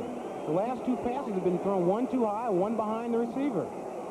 And this is what the Patriots have done today. Punt, punt, punt, interception, into the half, interception. Those are not very good starts for the South End Boys Club team, of which I played when I was 13. And here's Rod Rust, who's the only thing that's changed is he's got on clear glasses now instead of the shades that he had on earlier, but his expression doesn't change. Going for Hartley Dykes and knocked away. Perfect timing by Kevin Ross. Intended for Hartley Dykes. Donaldson also there. An opportunity to check the first 10-minute ticker. Philadelphia back in the game. They were down about 20, 4-0 late in the first quarter. We saw them a few weeks ago. They were one of the most confident teams that I've been around this season. And the Rams just starting to flex on the Cleveland Browns, 24-3. Cleveland Gary with a touchdown early in the third there. 23-0 Kansas City. Third down and 20 now for the Patriots. Their own 37. Hudson running out of room. And he's down. Second sack of the day for the Kansas City Chiefs. Neil Smith in there. Also Chris Martin, and a loss of 10 yards. Marty Schottenheimer told us last night that Neil Smith has been one of the most consistent players up front this year for the Kansas City Chiefs. Every time I see him, he reminds me of a young Carl Eller. He's just always pursuing the runner or the quarterback. And he's not just one of those defensive linemen that just plays one spot. He's all over the field. Bird waiting for the punt. It'll never get there. It's blocked by Albert Lewis. He's got his fourth block of the year. That is the sixth block punt of the season for the Kansas City Chiefs. There are certain players that just have a knack for doing things like that, and Albert Lewis is certainly one of them. A great cornerback, a great special teams player, came in late. You watch Albert Lewis just coming straight down the middle. Now he has a chance to make this play, and he makes it. There's so many players that get that opportunity and then don't make the block. Albert Lewis, after that late start, the holdout at the beginning of the year says his legs are just now coming around. 4 block punts this season and 10 in his career. And that is an NFL record. You know, nobody blocked him. You would think that a guy who's blocked 10 punts, somebody got to block him. Alfredo Roberts on the reception. Just denied the end zone barely by Fred Marion and Rod McSwain. 13 yards on the catch. Joel, a player comes into the game, he's blocked 9 punts, and all of a sudden he breaks through and nobody blocks him. How does that happen? I would think the one guy that you want to block on a punt is Albert Lewis, and no one blocked him. Marty Schottenheimer was telling us they spend time in practice every day practicing their layouts on the block of a punt. Even still, he's the guy, that's the guy you want to block if you don't block anybody else. Okoye into the end zone. Touchdown, Kansas City.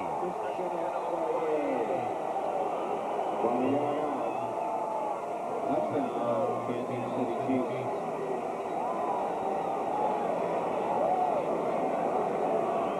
Christian Okoye, the Nigerian nightmare, barrels. Let's say Bill Jones, the lead blocker, and Okoye just finding a crease and just powering in for the score. One of the more delightful young men in the National Football League, Christian Okoye. Didn't start playing football till well in his teens.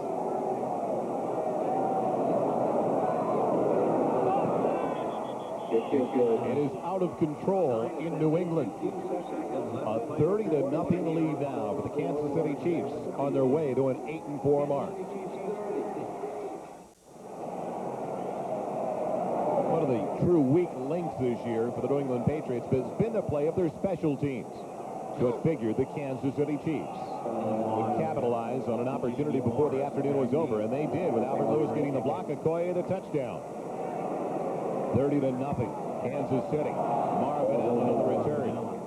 Good coverage on the Kansas City special teams that are coached by the coach's brother, Kurt Schottenheimer. Now, you know what? If you're going into the game, Albert Lewis has blocked so many punts before, I think you put a guy and say, hey, listen, if this guy goes to the bathroom, you block him. Now, watch what happens. Albert Lewis, that's him lining up over the guard. More punts, block more punts than anybody in the league. Here he comes. There's nobody blocking him. He blocks another one. Well, that's not very hard to do if nobody blocks you. Ahmad, so often you hear defensive coordinators talking about putting a spy on a running back. If ever on special teams you're going to put a spy as a blocker on a player, it would be on Albert Lewis. You'd stay with him every step of the way. Now, it's been a tough quarter for the Patriots. They've been outscored 67-16 in the third quarter. Hudson not close to Marv Cook, the tight end. Earlier this year, Hudson said he really felt for Steve Grogan when everybody was coming down on Grogan and asking for the younger quarterback. He said it reminded me of my final year at LSU when they were also asking for the younger quarterback, but I was the senior at the time. If he's lucky enough to play long enough, the day will come when they'll be doing the same thing to him as they've done to Grogan. 9 minutes, 40 seconds left in the third quarter. 2nd and 10 from the 21. Hudson, the short drop to Marv Cook. Ridden out of bounds by Donaldson. At the 27. Don't forget, coming up next on NBC, most of you watch the team that's tied for the top spot in the AFC West with Kansas City, the Los Angeles Raiders taking on the Denver Broncos at Mile High Stadium. Others, a matchup between the Jets and the Chargers, and the Colts trying to get to the 500 marker on the road. Taking on the Phoenix Cardinals. The Cardinals coming off their best game of the year, but granted it was against the New England Patriots that they scored 34 points against. 3rd and short, 3rd and 4 for Hudson at his own 27. McMurtry in motion. Pocket holding up for Hudson. And Kevin Ross was not the intended receiver, but it certainly looked that way with Irving Fryer in the pattern. Irving Fryer slipped coming out of his cut, but you'll see the pressure that they've been putting on Hudson. There's Neil Smith, just an inside move, just a little bit of a push, let him know he's in the big leagues now. He didn't hit him too hard, just pushed him down a little bit. J.J. Burton waiting for the punt that may not get there. The last one was blocked by Albert Lewis. It'll make you think. The wobbler, Burton bobbles, now he bats it ahead, hopefully for a teammate. It's loose at the 40. Did Kansas City come up with it? It's rare when the Chiefs make a mistake on special teams. J.J. Burton, this was the ball he should have let go. It took a funny little bounce. And Ed Williams has the fumble recovery. J.J. just, you know, one of the balls he thought he was going to be able to feel cleanly off the bounce, but right last minute it took a little quick hop, hit him in the hands and in the face. And he tries to bat it over to a teammate. Yeah, they're playing basketball out here today. Ah, number 50.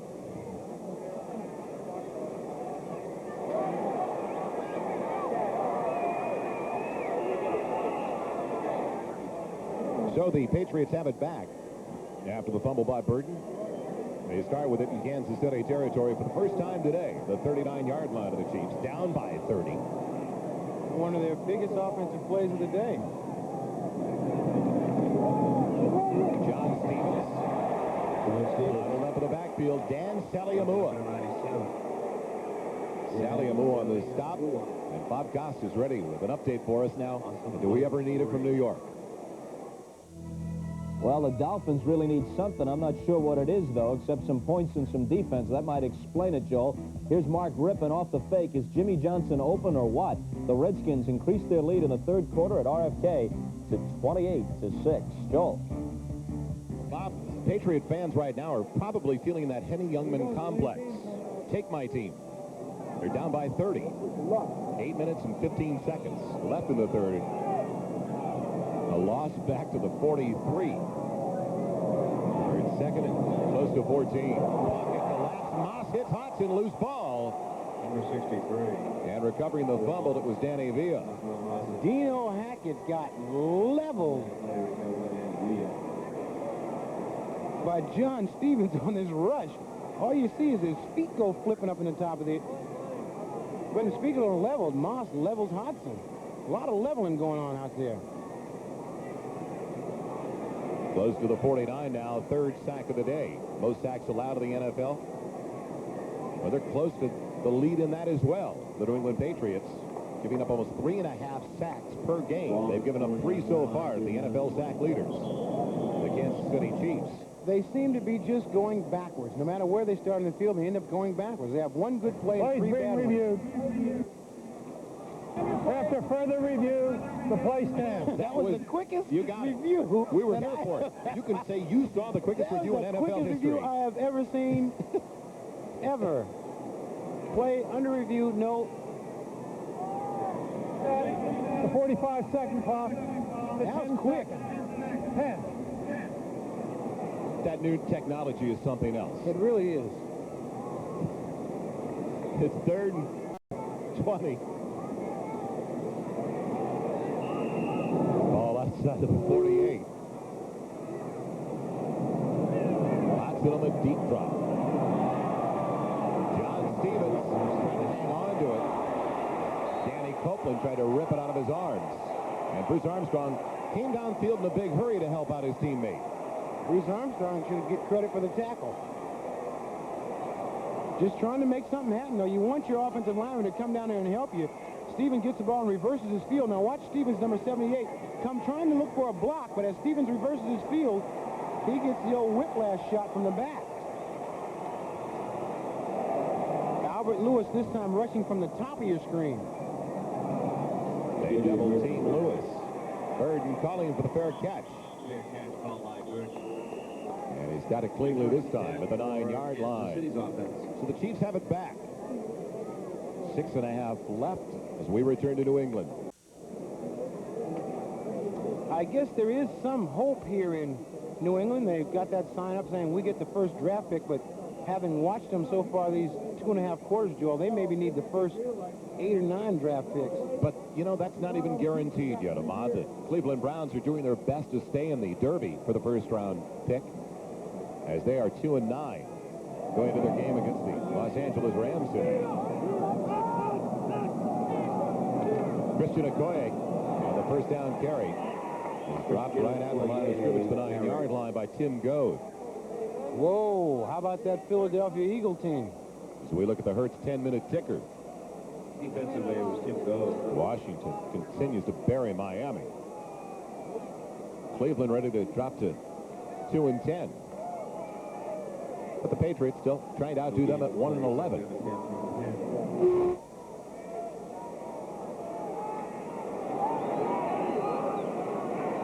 Still 2nd and 10, the 9-yard line of Kansas City. Deberg with a long count did not draw the Patriots off. And Okoye wrapped up by Richard Harvey almost as soon as he got the ball. Good penetration by the linebacker. Number 58, Richard Harvey. There's still some pride left. And this New England defense, as we found out as they try to run the ball, Kansas City has not been able to run the ball against them very effectively.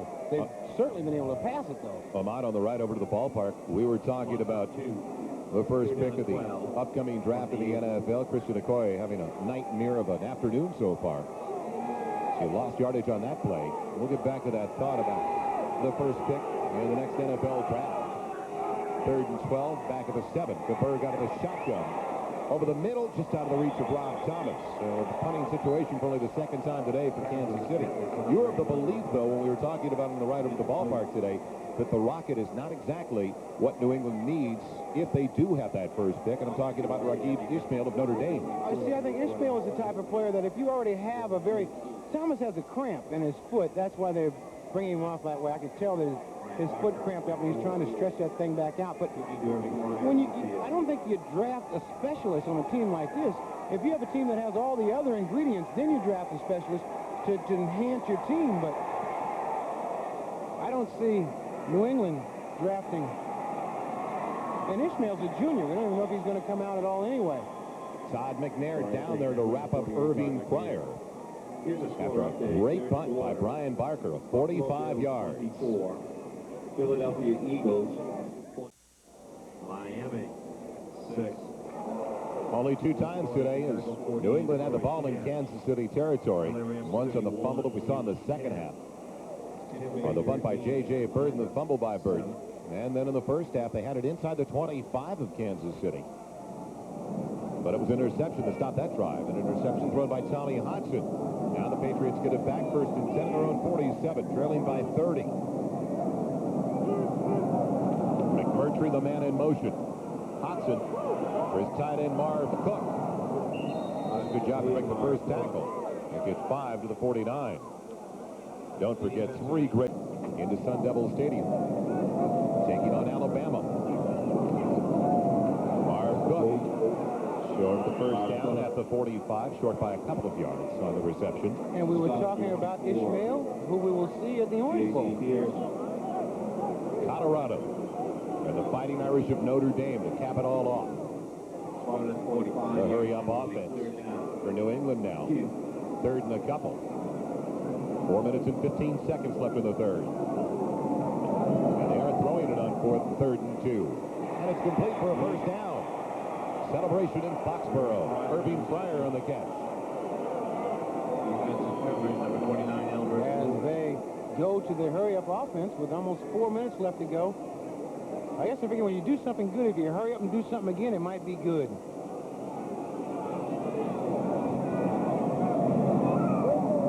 First and 10 for the Patriots. Hudson with pressure. Finds McMurtry. A rookie from Michigan. That works. You hurry up and do something. Do it real fast again. It might see that it works like that. You do something good, hurry up and do it again. Hurry up and do it one more time. This is the best they've looked offensively in the entire game. Maybe they should stay in this hurry-up offense.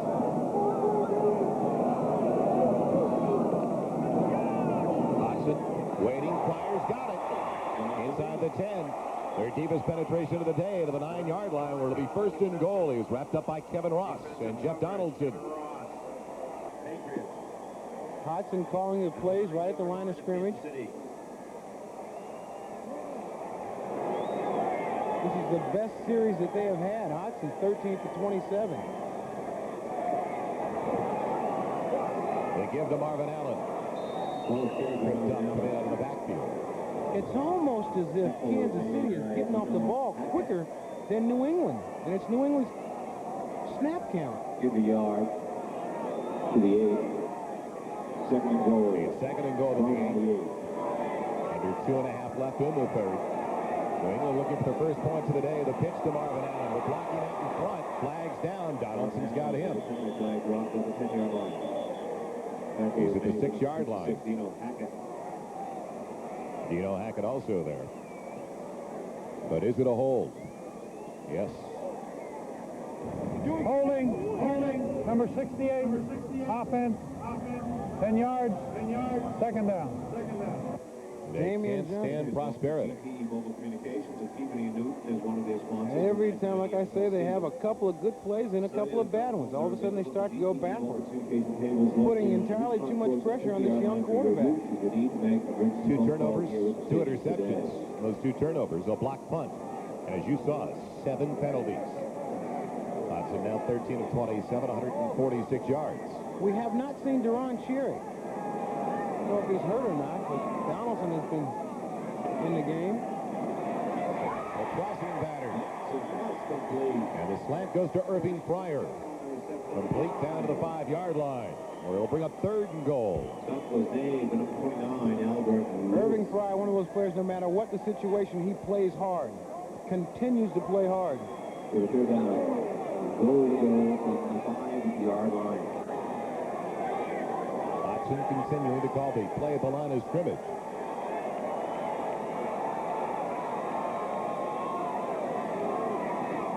Hudson for Incomplete.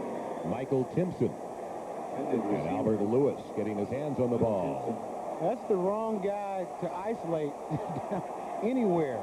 Albert Lewis plays that corner like he owns it, and he does.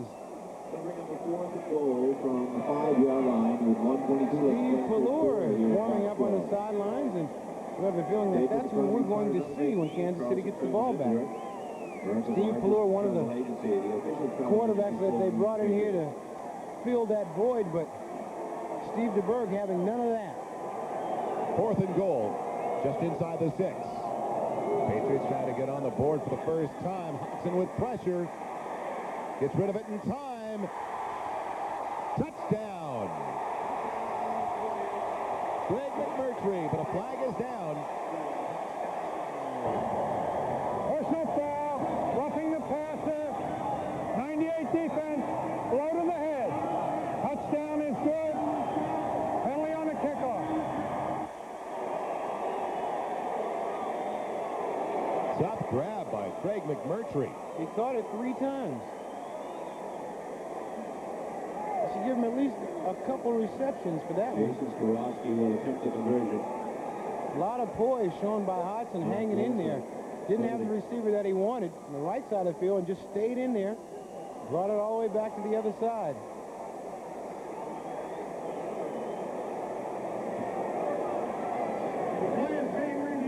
And we will review the play as well.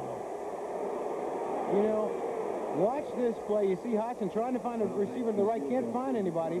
Backs out of there, now throws the ball. There's 1 catch, 2 catches, and oh, that ball bounced off the ground. That ball hit the ground.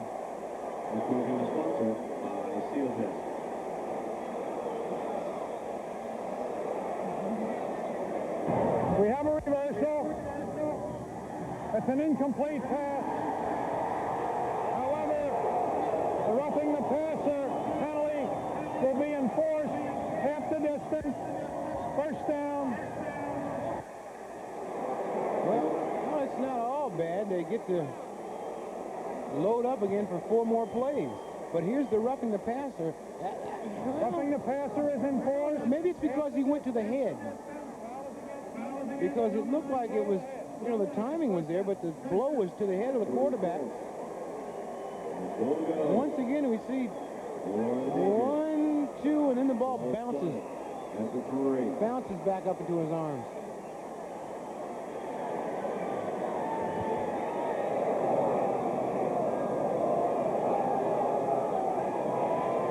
So a reprieve for the New England Patriots after 3.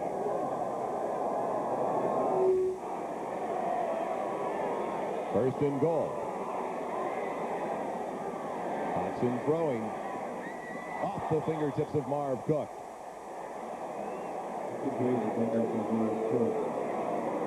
Second down. Second and goal for Hudson in the offense. You have to give Hudson credit. He has really hung in the pocket well. He's got good mobility, and that's one of the concerns of the Kansas City Chiefs coming in. That Deron Jerry said the rushing people would really have to maintain and coordinate in the rushing lanes because they were worried about him breaking the containment. Very important to have that mobility when you have a makeshift line in front of you also. A lot of injuries in that front line, a lot of replacements in that New England front line. The drive started back at the 47 of New England. Marvin Allen up the middle. Kick down inside the 2.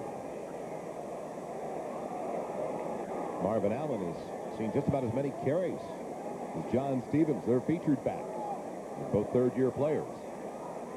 Number 57, Chris Marvin. Number 63, Chiefs allowed the third fewest points in the NFL, an average of less than 16 a game over the first 11 weeks of the season. So far, they're shutting out the New England Patriots in the final minute of the third quarter. Allen, the only one in the backfield. Cook, the tight end in motion. Hudson has time, has a man. Touchdown New England and Marv Cook.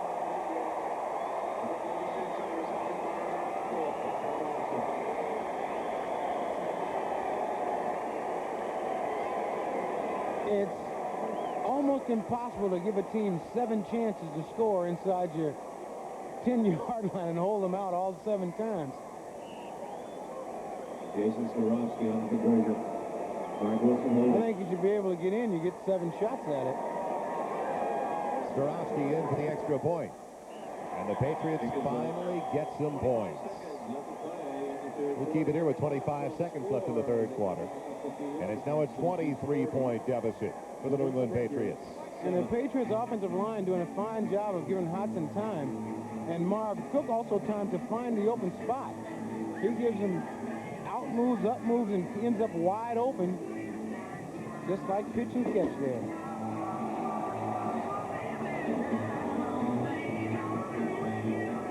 Here's Hudson. Yes, he knew that was there. Hudson with that young enthusiasm. It's got to be tough for the New England Patriots coaching staff. It's been an extremely difficult season, obviously, with the incident with a reporter, a female reporter in the locker room that has gone on and seemed like it's been going on forever for this team. But what is tough when you wake up on a Sunday morning before the game and you look at the morning paper, and there, like almost a post office wall, is about 7 or 8 coaches' pictures in the morning paper that these 7 or 8 should be gone in the near future. Yeah, I talked to some of the coaches about that, and they say it is disconcerting, but all you got to do is you just bear down and try to do your job. A lot of these guys have been through it before. It's not really fair when you are fired through the newspaper, but that happens a lot. Nothing much you can do is just go out there and try to do your job better. Short kickoff taken by an up man, Alfredo Roberts, and Tim Hout leveling Roberts at the 25-yard line. More scores around the NFL. Buffalo with a field goal increases their lead to 4 over Philadelphia. The Eagles trailed at one point 24-0 in the first quarter. Miami starting to make some noise at RFK. The same cannot be said, though, for the Cleveland Browns. They made a little noise. They need to make a lot more, though. 38-17. Penalty flag on the kickoff return. 5-yard face mask foul. Number 33 defense. Enforced from the end of the play. First down. Called on George Adams of the New England Patriots. So Steve Deberg will once again return to the Kansas City Chiefs huddle. We thought that we were going to see Steve Pallure, but obviously Marty Schottenheimer has other things on his mind, and they've protected Deberg quite well today. He's only taken 1 hit on one of the passes, but I got a feeling that they're going to try to go to their running attack at this point.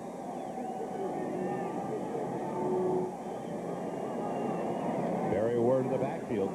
He gets the call. The 30 to the 33 for 3 yards. Maybe if you have a quarterback like Deberg who is so intelligent that can look at the defense and change plays at the line of scrimmage and try to take advantage of New England's defense. Yes, that is the end of the third quarter. We'll be right back to Foxboro after these messages from your local station, Arizona. Start of the fourth quarter as we welcome you back to Foxboro. Joel Myers and Ahmad Rashad. 2nd and 7. Barry Ward with a big hole. High-stepping his way to a first down. So tough to bring down. He is a large young man. He's got the first down and then some. He goes at 6'2", 225. And he has great leverage when he runs that ball. He's leaning way forward, and his stats today, 12 for 62 yards, a little bit better than Christian Okoye's, who had 9 for 2 yards the last time we looked. Ward just a little bit quicker. Word. 1st and 10. at the 48 of Kansas City. They lead it by 23. Trying to run out the clock of the fourth quarter. Ward again on the carry. A yard to the 49. Don't forget Saturday on NBC. What is the weight limit for the junior flyweight? It's the same as the bowling shootout. Barry Ward on Saturday. Glad you asked. I thought maybe you might be a boxing aficionado. Carvalhal's a good one. Certainly is. I just wish I was in that vicinity. Ball spotted at midfield. Of being a junior flyweight? Well, at least in that direction. These guys here are having a good time. And they've covered just about most of the country, the Midwest and the San Francisco Bay Area. 3rd and 8. All close to the midfield stripe. 12:45 left.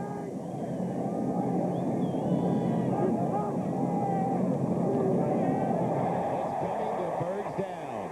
First sack of the day, Rod McSwain. He certainly got out of the way in a hurry. A very smart move by Steve Deberg. He saw the train coming and ducked under it. You see Deberg now. This is Deberg's man. There's always one man uncovered, and that's the quarterback's man right there. Nice move by Steve.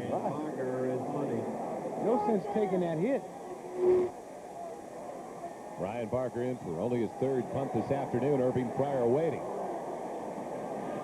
Barker with a high one. Good hang time. Pryor calling for fair catch, has it at the 24. So the Patriots finally get a touchdown, and they get it back now. Still down, though, by 23. Not many showed up, and there are fewer still around. As we welcome you back to Sullivan Stadium, Hudson throwing behind John Stevens on first down. On the 24-yard line, Joel Myers along with Ahmad Rashad. 12 minutes and 15 seconds left in the fourth quarter. Kansas City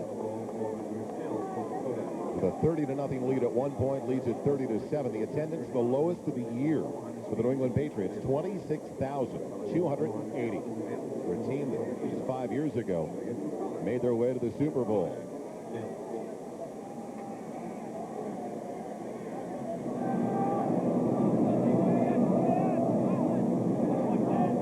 Tough day for Tommy Hudson in his second career start, especially with Leonard Griffin bearing down on you. Hartley Dykes with it over his head. I'm sure this isn't film of yesterday's high school matchup at times. We check the Xerox 10-minute ticker.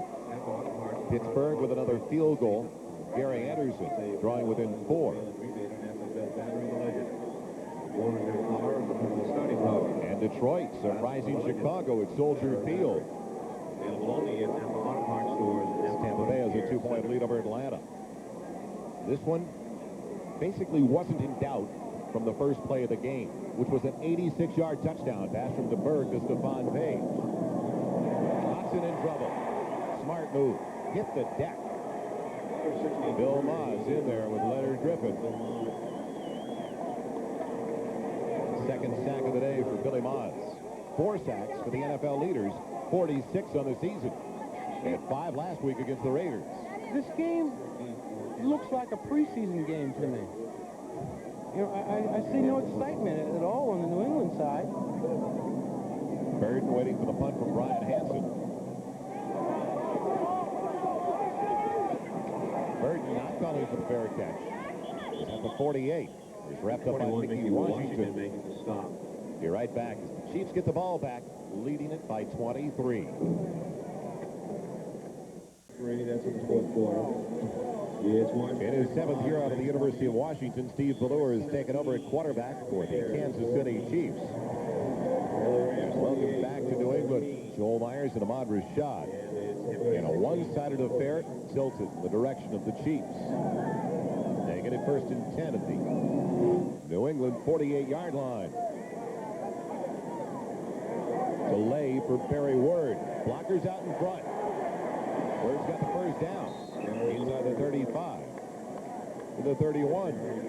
Fred Murray forcing him out. A good block by Todd McNair.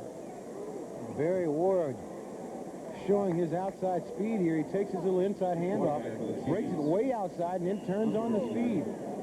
And able to tightrope right down that sideline and pick up a couple extra yards before being run out of bounds by Fred Marion. Barry Ward, 15 rushes, 81 yards. Good day. 17 yards on that last one. Ball at the 31-yard line with Page in motion. Barry Ward finding a seam up the middle, spinning close to another first down. The 22.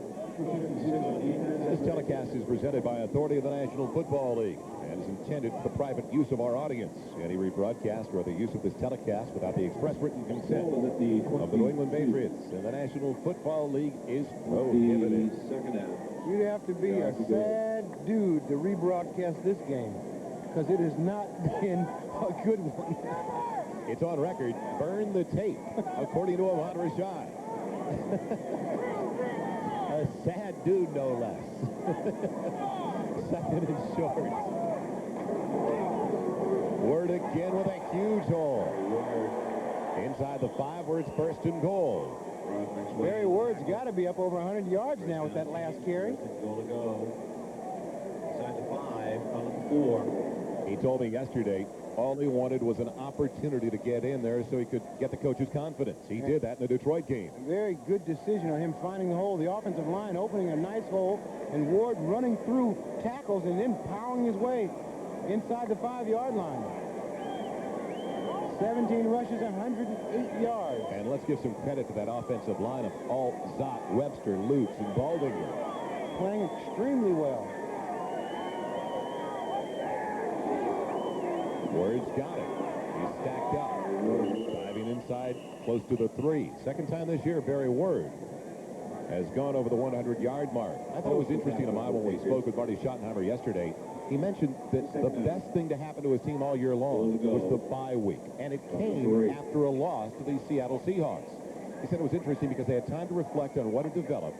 They had 4 games coming up within their own division, 2 with the Raiders, 1 with the Chargers, 1 with Seattle. They've taken 3 of those 4, losing the only one to Seattle on the final play of the game. And they didn't even watch any of the footage of the teams they had to play. Some coaches know what to do with a bye and others don't. They went inside and made themselves better rather than worry about their opponents coming up. Barry Ward inside the 1. I thought it was interesting in the fact, and you brought it up, that they didn't look at the next opponent. What they did was they took the first 7 games, and they cut up the video by position for each player. He said a lot of players, and in particular Percy Snow, the rookie from Michigan State, really benefited by looking at what they were doing over the first 7. I think everybody benefited from that by watching and seeing what you're doing, because in turn, the way to win in this league is do what you do better and not be concerned with the other team. That's a coach's concern. He is one of the finest coaches in the National Football League. He applauds the performance of Barry Ward, who comes off the field and is replaced by Christian Okoye. It's 3rd and goal. Okoye's got it. Did he get in? No.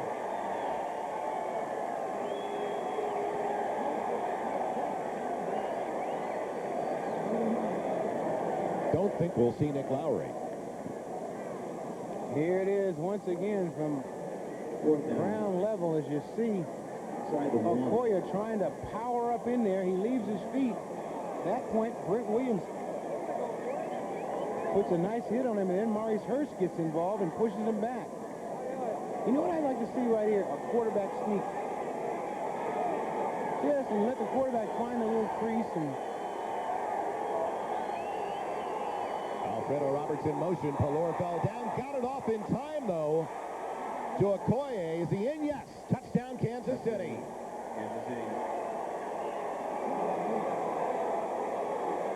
And just barely into the breadbasket of Christian Okoye. Fine play by Steve Pelor. Get this ball to Christian Okoye. You watch Pelor get his foot stepped on and can't get out from underneath the quarterback as he's falling. He puts it in Okoye's stomach, and Okoye does the rest by just putting those 260 pounds to its best use, and it was his second effort that got him into the end zone.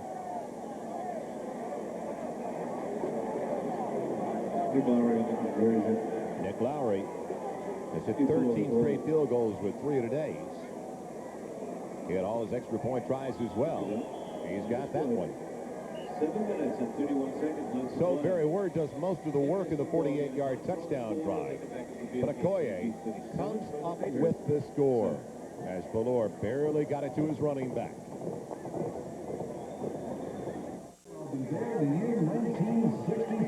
Steve Valor was now asked to throw the ball in his first drive of the afternoon. And he got to the offense 48 yards. Most of it coming from Barry Word for a 1-yard touchdown run from Christian Okoye. Marvin Allen scooping up at a loose one down around the 20. Oh, the Kansas City Chiefs are successful on the ground. They run it 30 or more times. They're 7-0 this year, 15-2-1 since Marty Schottenheimer took over last year. It'll be 8-0 now, 16-2-1 with good balance. Even though they've got more runs today, they won this game by the pass. A lot of big plays in the air. I think a lot of times when you look at a stat like that, you have more runs because you're ahead. If you're behind, you have less runs and more passes. First and 10, the 21-yard line. McMurtry had to go up to get it. Takes his shot from Kevin Porter. Yeah, inept offense, and you throw a pass that travels 12 yards in the air and you gain 4 yards. Another update from the 10-minute ticker.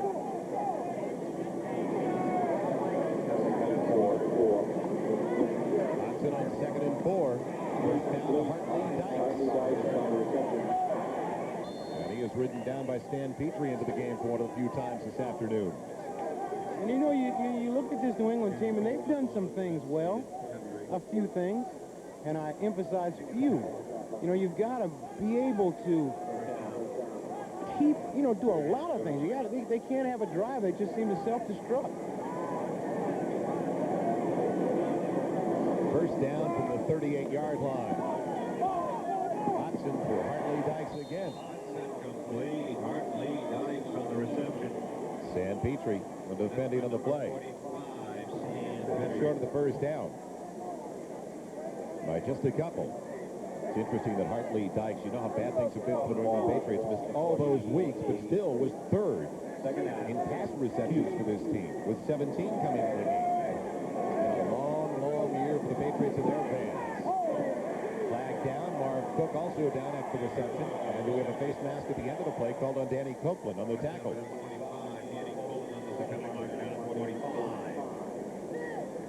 Offsetting penalties. Obviously a holding. And the interior line. Holding, number 68 offense. Face mask, 15-yarder against the defense. Those penalties offset. Replay the down. So they'll do it over on 2nd and 2. Hudson, the Patriots. Don't forget the second half or NFL doubleheader. The Raiders in Denver, mile high for many of you. Others will see the Jets in San Diego. And the Cardinals playing host to the Indianapolis Colts. Team with a 3-game winning streak and also a 3-game winning streak on the road. Trying to get back to the 500 mark. It's complete to Michael Timpson. Kevin Ross tracking him down, but it's complete for the first down. Into Kansas City territory at the Chiefs 43. He was just activated in time for the game today. Second year out of Penn State, a 4th-round draft choice. That is his second career reception. Hudson trying to break free. Greg Meisner, the former Ram, a nose tackle for the Chiefs. Got him around the ankles. Tonight only on NBC. Hudson in trouble, and he's hit from behind by Mike Bell. The 5th sack of the day for the Kansas City Chiefs to match their total that they had last week against the Los Angeles Raiders. 2 good plays and a bad play. And 5 quarterback sacks on the day, and they haven't even had Derek. Yeah, I was about to say, without the aid of the NFL sack leader, Derek Thomas. Yeah, Derek Thomas is not even playing. They got 5 sacks. 3rd and long after the sack. Pressure again. Hudson. What a grab by Hartley Dykes. He's short of the first down, but he looked a lot taller than 6'4" on that catch.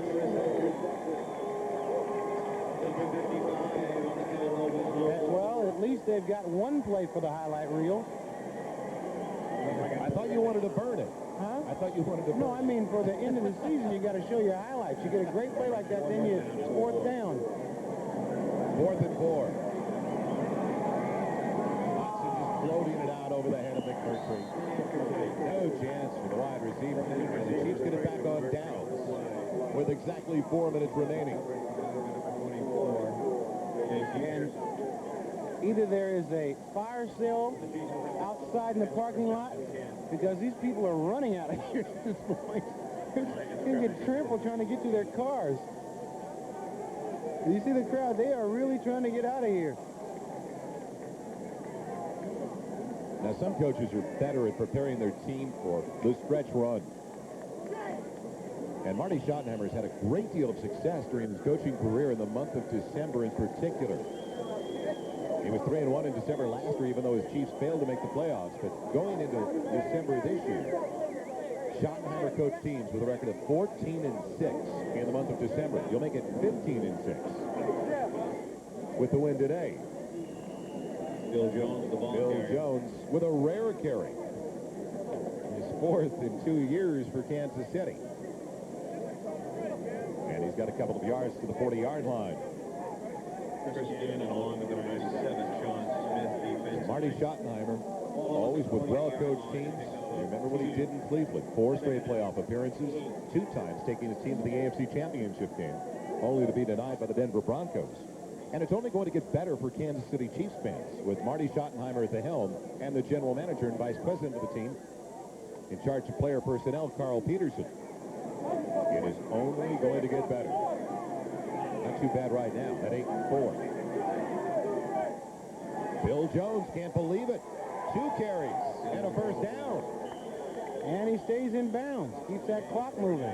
The most important factor of the carry. 13 yards on the run. And an injured Chief is down. It's Jonathan Hayes, the tight end. This is the thing that you worry about at this point in the game. You've got the game sewed up.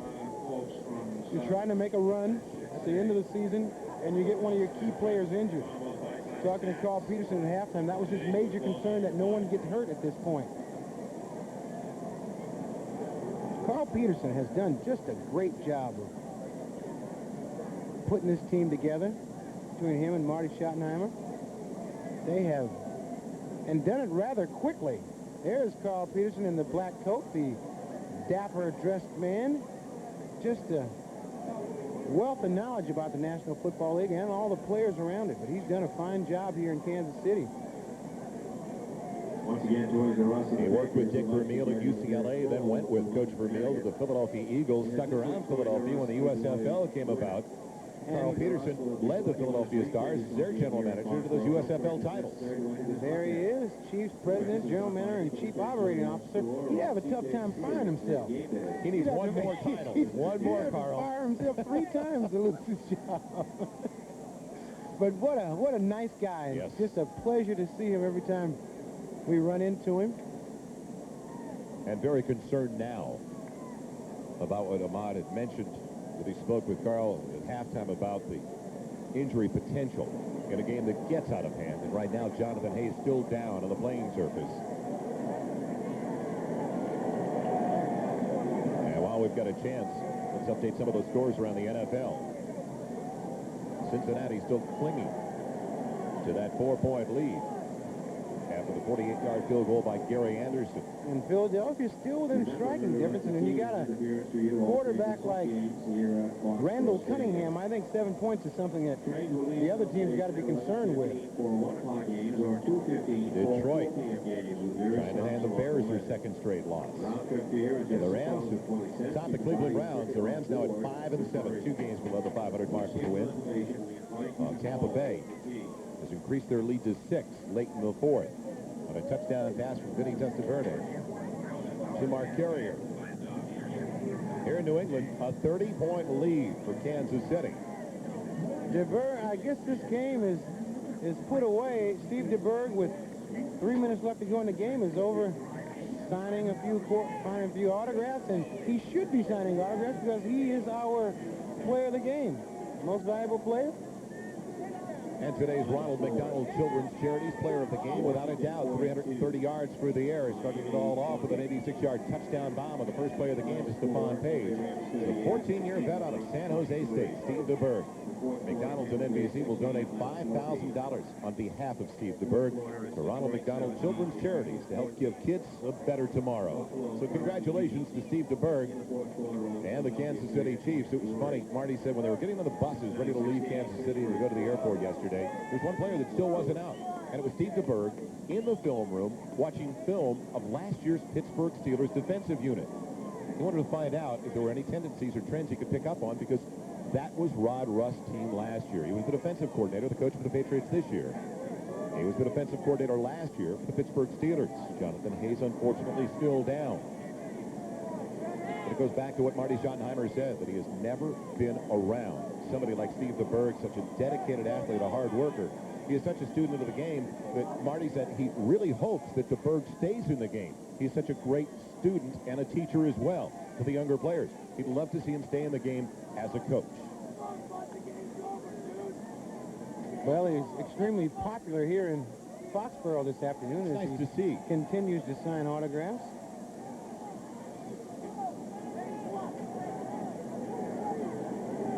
There's no one on the other side of the field signing autographs today, however. Or even fairly close to the stands. Or even thinking about signing autographs.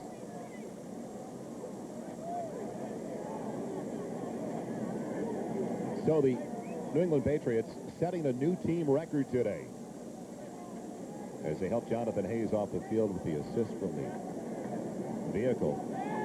The New England Patriots suffering their 10th straight loss. And that is a new team record. A dubious distinction, to say the least.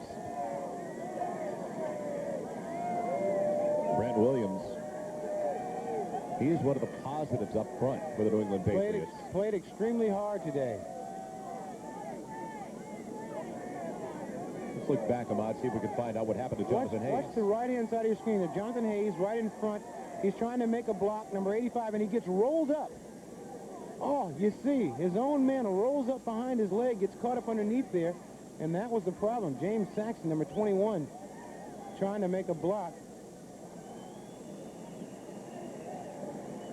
Very important when you're making blocks. You have to keep those feet moving. That's why you want to keep people off the back of your legs. Marty Schottenheimer was talking about Jonathan Hayes last night, that that's one of the players that is back to the level that he was playing at last year. Now an unfortunate incident. He's helped off the field. Bill Jones. Can't believe it. They call his number again to the 42-yard line. And I say that because coming in, he only had 3 carries for 10 yards this year, and you can make it 3 carries for 10 yards over the last 2 seasons for Bill Jones. But the last 4 times he's caught the ball for the Kansas City Chiefs, they have resulted in touchdowns. And 2 last week against the Los Angeles Raiders in that critical game on the identical play.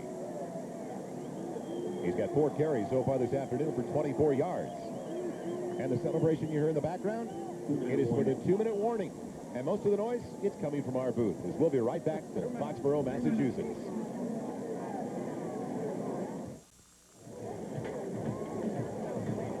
If you think it looks bad, it's been worse.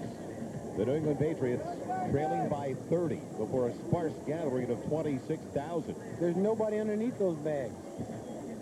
They're just sitting there. There we got a couple enjoying the music. That's been the best thing about this afternoon, is that great music here. Don't forget the second half of our doubleheader. Big game for the Raiders, trying to keep pace with the Kansas City Chiefs. Try to stay tied for the lead in the AFC West at Mile High Stadium. Oh, God.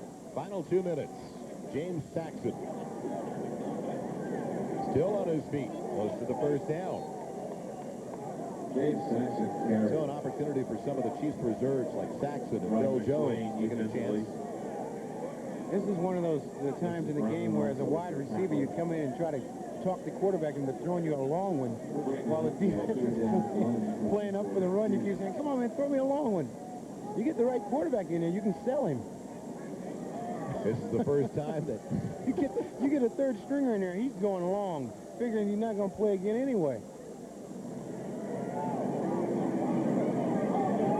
3rd down and 1. The ball on the 37.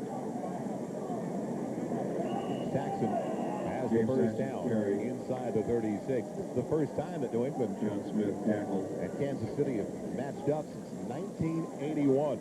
Patriots may want to wait another 10 years before the next one. It's a first down for the It is a first down for Kansas City. The producer of today's telecast, Larry Cirillo, and our director, Dick Klein.